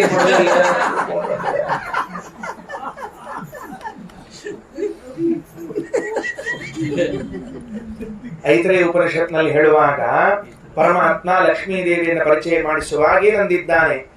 ಮಿತ್ರಂ ಮೇ ಅನ್ನಂ ದಕ್ಷಿಣ. ಲಕ್ಷ್ಮೀದೇವಿ ನನಗೆ ಮಿತ್ರ, ನನ್ನ ಮಿತ್ರಳಾಗಿದ್ದಾಳು ಅವಳು ಪರಿಚಯ ಮಾಡಿಸಿಕೊಂಡಿದ್ದಾನೆ. ಲಕ್ಷ್ಮೀದೇವಿ ಹೆಸರದು ಮಿತ್ರ ಅಂತ ತಿಳಿದುಕೊಂಡು ಹೇಳಿ, ಅಂಥ ಮಿತ್ರ ಅನ್ನುವ ಹೆಸರನ್ನ ಮೈತ್ರೇಯ ಋಷಿಗಳ ತಾಯಿ ತಂದೆ ಹೆಸರೇನು? ಕುಶಾರವ ಅಂತ ಋಷಿಗಳ ಹೆಸರು. ಕುಶಾರವ ಅಂತ ತಿಳ್ಕೊಂಡು ಹೇಳಿ ಅವರ ಹೆಸರು. ಆ ಕುಶಾರವ ಮುನಿಯ ಮಕ್ಕಳಾದ್ರಿಂದ ಕೌಶಾರವ, ಮಿತ್ರಾದೇವಿಯ ಮಕ್ಕಳಾದ್ರಿಂದ ಮೈತ್ರೇಯ ಅಂತ ಹೆಸರು. ಕೌಶಾರವ ಮೈತ್ರೇಯ ಅಂತ ಅವರ ಹೆಸರಂತೆ. ಆಮೇಲೆ ನಿಜವಾದ ಹೆಸರನ್ನು ಹೇಳಲಿಲ್ಲ, ತಂದೆ ತಾಯಿಗಳಿಂದ ಬಂದ ಹೆಸರನ್ನು ಹೇಳಿದ್ದಾರೆ. ಆ ಮೈತ್ರೇಯರು ಯಾರಿಗೆ ಹೇಳಿದ್ರು ಅಂತ ಕೇಳಿದ್ರೆ ವಿದುರನಿಗೆ ಉಪದೇಶವನ್ನ ಮಾಡ್ತಾ ಇದ್ದಾರೆ ಅಂತ ತಿಳಿಸಿಕೊಟ್ರು. ನೋಡ್ರಿ ಎಷ್ಟು ಅದ್ಭುತವಾದ ಸಂಪ್ರದಾಯ. ಇದರಲ್ಲಿ ಯಾರ್ಯಾರು ಬಂದಿದ್ದಾರೆ ವಿಚಾರ ಮಾಡಿ ನೋಡ್ರಿ. ಮೊದಲನೆಯದ್ದು ಭಗವಂತನ 2 ರೂಪಗಳು. ಸರಳವಾಗಿ ಮುಗಿಸಿ ನೇರವಾಗಿ ತೃತೀಯ ಸ್ಕಂದ ಪ್ರವೇಶ ಮಾಡ್ತೀನಿ. ಅಲ್ಲಿ ಮೈತ್ರೇಯರು ವಿದುರನಿಗೆ ಉಪದೇಶ ಮಾಡಿದ್ರಲ್ಲ, ಅದನ್ನು ಕೇಳಬೇಕು ನಾವಿವಾಗ. ಯಾರ್ಯಾರು? ಭಗವಂತನ ಮೂಲ ರೂಪ, ಭಗವಂತನ ಅವತಾರ ರೂಪ, ವ್ಯಾಸಾವತಾರ 2. ನಾರಾಯಣ ವ್ಯಾಸ ಇಬ್ಬರು ಮಾಡಿದ್ದಾರೆ. ಆದಮೇಲೆ ತಾರತಮ್ಯದಲ್ಲಿ ಬರುವಂಥವರು ಯಾರು ಅಂತ ಕೇಳಿದ್ರೆ ಚತುರ್ಮುಖ ಬ್ರಹ್ಮದೇವರು. ಚತುರ್ಮುಖ ಬ್ರಹ್ಮದೇವರಷ್ಟೇ ಅಲ್ಲ, ಬ್ರಹ್ಮದೇವರಾದ ಕೂಡಲೇ ಶೇಷದೇವರು, ರುದ್ರದೇವರು, ಶುಕಾಚಾರ್ಯರು, ಶೇಷದೇವರು ಇಬ್ರು. ತಾರತಮ್ಯದಲ್ಲಿ ಭಗವಂತನ 2 ರೂಪಗಳು, ಬ್ರಹ್ಮದೇವರೊಬ್ರು, ಆಮೇಲೆ ಬ್ರಹ್ಮದೇವರ ಆದ ಮೇಲೆ ಶೇಷದೇವರು, ಶುಕಾಚಾರ್ಯರು, ಆದ ಮೇಲೆ ಬರುವಂಥವರು ಸನತ್ ಕುಮಾರರು. ಭಾರಿ ಆಶ್ಚರ್ಯ. ಸನತ್ ಕುಮಾರರಾದ ಮೇಲೆ ಬರುವಂಥವರು ಯಾರು ಅಂತ ಕೇಳಿದ್ರೆ ನಾರದರು. ನಾರದರಾದ್ಮೇಲೆ ಬರುವಂಥವರು ಸಾಂಖ್ಯಾಯನರು, ಸಾಂಖ್ಯಾಯನರಾದ್ಮೇಲೆ ಬರುವಂಥವರು ಅಲ್ಲ, ಮೊದಲಿಗೆ ನಾರದಕ್ಕಿಂತ ಮೊದಲೇ ಬೃಹಸ್ಪತ್ಯಾಚಾರ್ಯರು, ಬೃಹಸ್ಪತ್ಯಾಚಾರ ಆದ್ಮೇಲೆ ನಾರದರು, ನಾರದಾದ್ಮೇಲೆ ಪರಾಶರರು, ಪರಾಶರಾದ್ಮೇಲೆ ಮೈತ್ರೇಯರು, ಈ ಕಡೆಗೆ ವಿದುರರು, ಆಮೇಲೆ ಪರೀಕ್ಷಿತ ಮಹಾರಾಜ, ಆಮೇಲೆ ಸೂತಾಚಾರ್ಯ. ಎಲ್ಲಾ ದೇವಾನುದೇವತೆಗಳು, ಅಷ್ಟೂ ದೇವತೆಗಳು, ಶೇಷದೇವರು, ಗರುಡ, ರುದ್ರದೇವರು, ಬೃಹಸ್ಪತ್ಯಾಚಾರ್ಯರು, ನಾರದರು ಎಲ್ಲರೂ ಸೇರಿಕೊಂಡಿದ್ದಾರೆ. ಇವ್ರದೆಲ್ಲ ಒಂದೇ ಉದ್ದೇಶ. ಏನು ಅಂದ್ರೆ ಪರಮಾತ್ಮನ ಬುದ್ಧಿಯಲ್ಲಿರುವಂತಹ ಭಾಗವತವನ್ನ ತಂದು ಜನರಿಗೆ ಮುಟ್ಟಿಸಬೇಕು ಅಂತ ಒಂದು ಉದ್ದೇಶ. ಇನ್ಯಾವ ಉದ್ದೇಶ ಇಲ್ಲ. ಅಂತಹ ಉದ್ದೇಶದಿಂದ ಶ್ರೀಮದ್ ಭಾಗವತವನ್ನು ತಂದು ಕೊಟ್ಟಿದ್ದಾರೆ. ಈಗ ಪರೀಕ್ಷಿತ ಮಹಾರಾಜರಿಗೆ ಶುಕಾಚಾರ್ಯ ಹೇಳಿದ ಅಂಶವನ್ನು ನಾವು ಕೇಳಿದ್ದೇವೆ ಗಂಗಾ ತೀರದಲ್ಲಿ. ಹಾಗಾದ್ರೆ ಮೈತ್ರೇಯರು ವಿದುರಿಗೆ ಯಾವಾಗ ಹೇಳಿದ್ರು ಅಂದ್ರೆ ಅದು ಗಂಗಾ ತೀರದಲ್ಲೇ ಆದದ್ದು ಅಂತ ಅದರ ಪ್ರಾರಂಭ ಮಾಡ್ತಾ ಇದ್ದಾರೆ. ಇನ್ನೊಂದು 5 ನಿಮಿಷ ಹೇಳಿ ಮುಕ್ತಾಯ ಮಾಡಿಬಿಡ್ತೇನೆ. ಏನಾಯಿತು? ವಿದುರರು ತೀರ್ಥಯಾತ್ರೆ ಹೊರಟಿದ್ರಂತ. ಅವ್ರೇನೋ ತೀರ್ಥಯಾತ್ರಾ ಮಾಡಬೇಕು ಅಂತ ಅನಿಸ್ತಂತ. ಯಾಕೆ ತೀರ್ಥಯಾತ್ರಾ ಮಾಡ್ಬೇಕು ಅನಿಸ್ತು? ತೀರ್ಥಯಾತ್ರಾ ಯಾವಾಗ ಮಾಡ್ಬೇಕು ಅನಿಸ್ತದೆ? ಮನ್ಯಾಗ ಸಾಕು ಅಂತ ತೀರ್ಥಯಾತ್ರಾ ಮಾಡ್ಬೇಕು ಅನಿಸ್ತದ ಅಂತ ಹೇಳ್ತಾರಂತ. ಅಪ್ಪಿ ಮನಿನಿಂದ ಹೋಗೋನ್ಲಿಗತ್ತದ, ಕಾಡು ಬಾಣ್ಲಿಗತ್ತದ ಅಂತ ಹೇಳ್ತಾರ ನೋಡ್ರಿ. ಆ ಕಾಡು ಅಂದ್ರೆ ಬೇರೆ ಯಾವ್ದಲ್ಲ, ತೀರ್ಥಯಾತ್ರಾ ಮತ್ತೆ ಹೋಗ್ಬೇಕು ಅಂತ ಅರ್ಥ. ಪುಣ್ಯತೀರ್ಥ ಜಗ್ರಹಾತ್ ಪ್ರವ್ರಜಿತೋ ಧೀರಃ ಪುಣ್ಯತೀರ್ಥ ಜಲಾಪ್ಲುತಃ. ದ್ವಿತೀಯ ಸ್ಕಂದಲ್ಲಿ ಇದನ್ನೇ ಹೇಳ್ತಾರೆ ಶುಕಾಚಾರ್ಯ ಪರೀಕ್ಷರಾಜನಿಗೆ. ಅಪ್ಪ 60 ಆತಿಲ್ ನಿಂದು, ತುಲಾಭಾರ ಆಯ್ತಿಲ್ ನಿಂದು, ಒಮ್ಮೆ ತಕಡೆ ತೂಗ್ಸೋದು, ಹಗಲ ತೂಗ್ಸೋಬೇಡ, ನಡಿ ಈ ನಡಿ ತಕಡಿ ಬೇರೆ ಕೂಡಿದ್ದಾರೆ, ನಡಿ ಅಂತ ತಿಳ್ಕೊಂಡು ಹೇಳಿ ಅವ್ನು ಕೊಟ್ಟು ಕೀಲಿ ಮನೆಯಾಗ ಕೊಟ್ಟು ಹೋಗ್ಬಿಡ್ಬೇಕ್ರಿ ಸುರಕ್ಷಿತವಾಗಿ. ಅವರ ಫೋನ್ ಮಾಡಿ ಕೇಳ್ತಿರ್ಬೇಕು, ಯಾವಾಗ ಬರ್ತೀವಿ, ಯಾವಾಗ ಬರ್ತೀವಿ, ನಮ್ ಕಡೆ ಮನೆ ನೋಡ್ಕೊಳಿಕ್ ಆಗೋಲ್ತು, ಬರ್ರಿ ಎಂಬತ್ತು ಹೊರತಾಗಿ ನೀವು ಹೋಗೋವಲ್ರೆ ಅಂತ ಮಂದಿ ಒಂದು ಫೋನಾಗ ಹೆಚ್ಕೋಬಾರ್ದು. ನಮ್ಮ ಹೆಸರಲ್ಲಿ ಹೆಂಗೆ ಹೆಚ್ಕೋಬಾರ್ದು. ಈ ಪ್ರಾಣಿ ಹೋಗಬಲ್ತು ಬಿಡಬಲ್ತು, ಯಾವಾಗ ಕೀಲಿ ಕೊಟ್ಟು ಹೋಗ್ತಾರೆ ಕಾಯ್ಲಿಕ್ಕೆ ತಿರುಗಿ ಫೋನ್ ಮಾಡ್ಬೇಕು. ನೀವು ಮನೆಗ್ ಬರ್ರಿ, ಮೊದ್ಲು ಮನೆಗ್ ಬರ್ರಿ, ನಮ್ಗೆ ಆಗ್ತಿಲ್ಲ ಈ ಮನೆ ನೋಡ್ಕೊಳ್ಲಿಕ್ಕೆ ಅಂತ ಅಂದ್ರೆ ಆಗ ನಮ್ದೊಂದು ಮಹತ್ವ ಇರ್ತದಲ್ಲಿ. ಅಂದ್ಮೇಲೆ ಪುಣ್ಯತೀರ್ಥ ಜಲ ಪ್ಲುತಃ ಹೊರಟು ಬಿಟ್ರು. ಇಲ್ಲಿ ಸಾಮಾನ್ಯ ಜನ ಹಿಂಗ್ ಹೋಗ್ಬೇಕಾದ್ರೆ ಇದ್ರೆ ಯಾಕೆ ಹೊರಟ್ರು? ತಮ್ಮದೇ ಬಂಧುಗಳಿಂದ ಅಪಮಾನ ಆಯಿತು. ದುರ್ಯೋಧನ ಅಪಮಾನ ಮಾಡಿದಾಗ ಮನಸ್ಸು ವ್ಯಗ್ರವಾಗಿಬಿಡ್ತು. ವ್ಯಗ್ರವಾದ ಮನಸ್ಸಿದ್ದಾಗ ಯಾರ ಜೊತೆಗೂ ಮಾತಾಡಬಾರ್ದು. ನೆನಪಿಟ್ಟುಕೊಳ್ಳಿ, ಮನಸ್ಸು ವ್ಯಗ್ರ ಆಗಿದ್ದಾಗ ಯಾರ ಜೊತೆಗೆ ಮಾತಾಡಿದ್ವಿ ಅಂದ್ರೆ ಆ ವ್ಯಗ್ರತೆ ಎಲ್ಲ ಮಾತಿನ ಮೂಲಕ ಬಂದು ಇನ್ನೊಬ್ಬರಿಗೆ ಟ್ರಾನ್ಸ್ಫರ್ ಆಗಿಬಿಡ್ತದೆ. ಅವ್ರಿಗೆ ವ್ಯಗ್ರ ಮಾಡಿಬಿಡ್ತೀವಿ, ಅವ್ರಿಗೆ ನಾವು ಇನ್ನೇನು ಮಾಡಿಬಿಡ್ತೀವಿ. ಅದರಿಂದ ಈ ಸಹವಾಸವೇ ಬೇಡ. ನೀವು ಯುದ್ಧ ಆಡ್ತಿರೋ, ಹಾಳು ಗುಂಡಿ ಬಿಡ್ತೀರೋ, ಬೀಳ್ಕೊಳ್ರಿ ಅಂತ ಹೇಳಿ ಯಾತ್ರಾಕ್ ಹೊಂಟುಬಿಟ್ರು. ಯಾತ್ರಾಕ್ ಹೊಂಟು ಬಿಟ್ರೆ ನೋಡ್ರಿ, ಈ ವಿದುರ ಯಾತ್ರಾಕ್ ಹೊಂಟ ಅಂತ ಗೊತ್ತಾತ್ರಿ. ಒಂದ್ ನಿಯಮ, ಯಾತ್ರಾಕ್ ಹೊಂಟ ಒಂದ್ 4 ಮಂದಿ ಬ್ರಾಹ್ಮಣರು ಕರ್ಕೊಂಡು ಹೋಗ್ಬೇಕು, ಒಂದು ನಿಯಮದ ಹೊಂಟ್ಬಿಟ್ರೆ 4 ಮಂದಿ ಆಚಾರಗಳು. ಇನ್ನೂ ಕೆಲವರೆಲ್ಲ ಬೆನ್ನ ಹತ್ತು ಬಿಟ್ರ, ನಾವು ಬರ್ತೀವಿ ಅಲ್ರು ಯಾರು ಬೇಡ ಅಂತ ತಿಳ್ಕೊಂಡು ಒಂದು ಸಣ್ಣ ಕಾರ್ ಮಾಡ್ಕೊಂಡು ಹೊಂಟಿದ್ದೆ ಸುರಕ್ಷಿತವಾಗಿ. ನೀವೆಲ್ಲ ನಾ ಬರ್ತೀನಿ ಒಂದು ದೊಡ್ಡ ವ್ಯಾನ ಮಾಡ್ಬೇಕಾಗ್ತದೆ. ಇನ್ನಂದ್ರು ನೀವ್ ಯಾರು ಮಾಡ್ತೀವೋ, KSRTC ಬಸ್ ಮಾಡ್ತೀವಿ, ನಮ್ಮ ಸಂಬಂಧ ಇಲ್ಲ, ನಮ್ಮ ನಂತರ ಕರ್ಕೊಂಡು ಹೋಗು. ಯಾಕ ನಾವು ಬರ್ತೀವಿ. ವಿದುರ ಅಂದ್ರು ಕರೆಕ್ಟ್ ಬರ್ದಿ ಬೇಡ ಅಂದಿಲ್ಲ. ಬಂದ ಮೇಲೆ ಏನ್ ಪ್ರಯೋಜನ ಆಗ್ತದೆ ಹೇಳ್ರಿ ಅಂತ ಕೇಳಿದ್ರಂತೆ. ಏನ್ ಪ್ರಯೋಜನ ಆಗ್ತದೆ ಅಂದ್ರೆ, ಓ ವಿದುರರೇ, ನೀವು ಮೂಲ ರೂಪದಲ್ಲಿ ಯಾರು? ಯಮದೇವರು. ಹಾಗಾದ್ರೆ ಯಮದೇವರಾದಾಗ ನರಕದಲ್ಲಿ ನಮ್ಮಂಥವ್ರು ಬಂದಾಗ ಪ್ರಶ್ನೆ ಮಾಡ್ತೀವಿ, ಏನರ ಸಾಧನ ಮಾಡಿಯೋ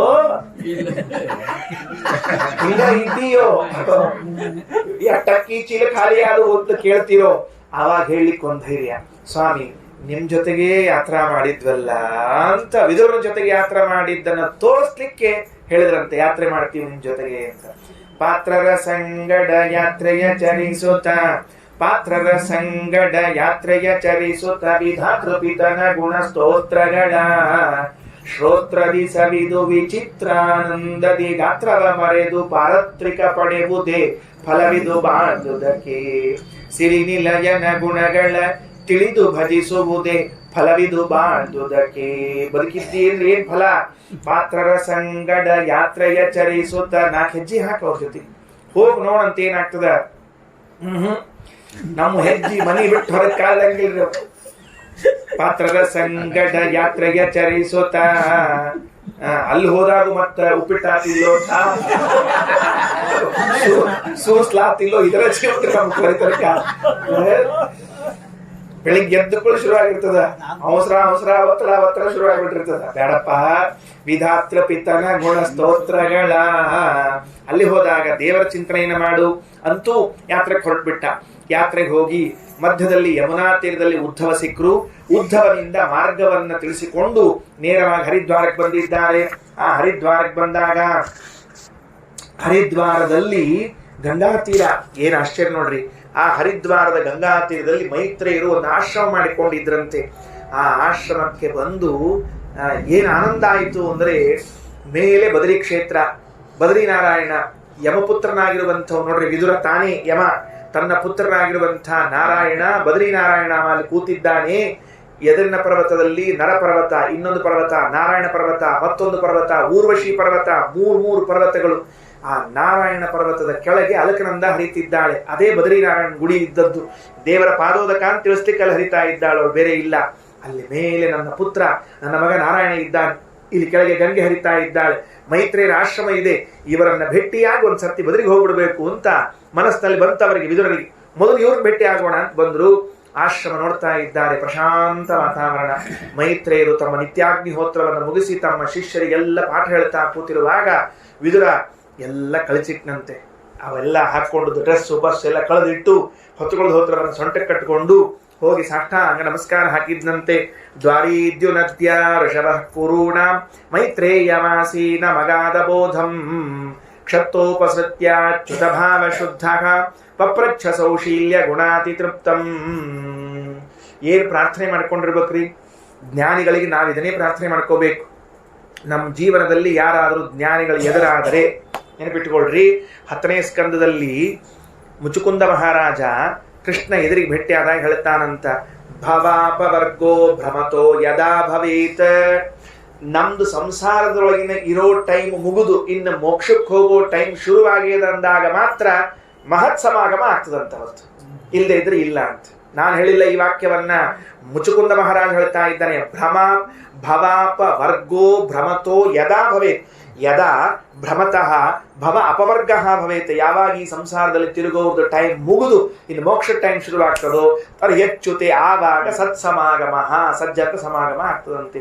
ನಮ್ಮ ಜೀವನದಲ್ಲಿ ಎಂದಾದರೂ ಜ್ಞಾನಿಗಳು ಸಜ್ಜನರು ಸಹವಾಸ ಮಾಡಿದ್ರು ಬಂದ್ರು ನಮ್ಮ ಜೀವನಕ್ಕೆ ಅಂದ್ರೆ ಆಗ ಅರ್ಥ ಮಾಡಿಕೊಳ್ಬೇಕು, ಸ್ವಾಮಿ ಕರುಣೆ ಮಾಡಿದ್ದ, ಇನ್ನು ಕರ್ಕೊಂಡು ಹೋಗೋ ಸಮಯ ಬಂದಾಯ್ತು, ನಮ್ದು ಮೋಕ್ಷದ ಕಡೆಗೆ ಮಾರ್ಗದಲ್ಲಿ ಮುಖ ಮಾಡಿದ್ದೇವೆ ನಾವು ಅಂತ ತಿಳ್ಕೊಳ್ಬೇಕಂತ. ಇನ್ನು ತಿರುಗುತ್ತೀವಿ ಅಂತ ಇಲ್ಲಿ, ಇನ್ನು ಹೊರಡುತ್ತೀವಿ ಅಂತ ಅರ್ಥ.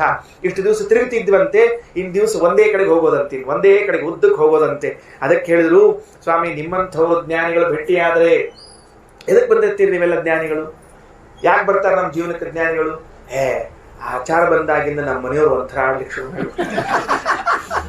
ಮೊದ್ಲಿಗೆ ಚಲೋ ಇದ್ರು ಪಾಪ, 2 ಹೊತ್ತು ಸುರಕ್ಷಿತ ಮನ್ಯಾಗ ಕೂತ್ಕೊಂಡು ಟಿವಿ ನೋಡ್ಕೋತ ಏನೋ ಒಂಚೂರು ನಾ ಅಡಿಗೆ ಮಾಡ್ತಿರೋ ಕೈ ಪೈ ಹಚ್ಚೆಲ್ಲ ಮಾಡ್ತಿದ್ರು. ಈಗ ನೋಡ ಆಚಾರ ಜೊತೆ ಭೇಟಿ ಆಗ್ಯದ ಅದನ್ನ ದೇವ್ರ ಪಿಟಿಗೆ ತಕೊಂಡ್ ಕೂತ್ಬಿಟ್ಟಿರ್ತಾವ, ನಾಮ ಇಷ್ಟು ಬಡ್ಕೋತಾವ, ಬಡ್ಕೋತಾವ, ಏನೋ ಪೂಜೆ ಅಂತ ಪಾಠ ಅಂತ ಸುರಕ್ಷಿತ 8 ತನಕ ಬಿದ್ದಿರ್ತಿದ್ದೆ ಗಂಡ. ಈಗ 6 ಕೈ ಒಳಗೆ ಕೈ ಕೊಡ್ತದ ಪಾಠ ಅಂತ ತಿಳ್ಕೊಂಡು ಹೇಳಿ ತರಿಸಿರಂಗಿಲ್ಲ. ಹಿಂಗಾಗ್ತಾವ್ರು ಅದಕ್ಕೆ ಭೇಟಿ ಆಗಬಾರ್ದು ಆಚಾರನ ನೆನಪಿಟ್ಟುಕೊಳ್ರಿ.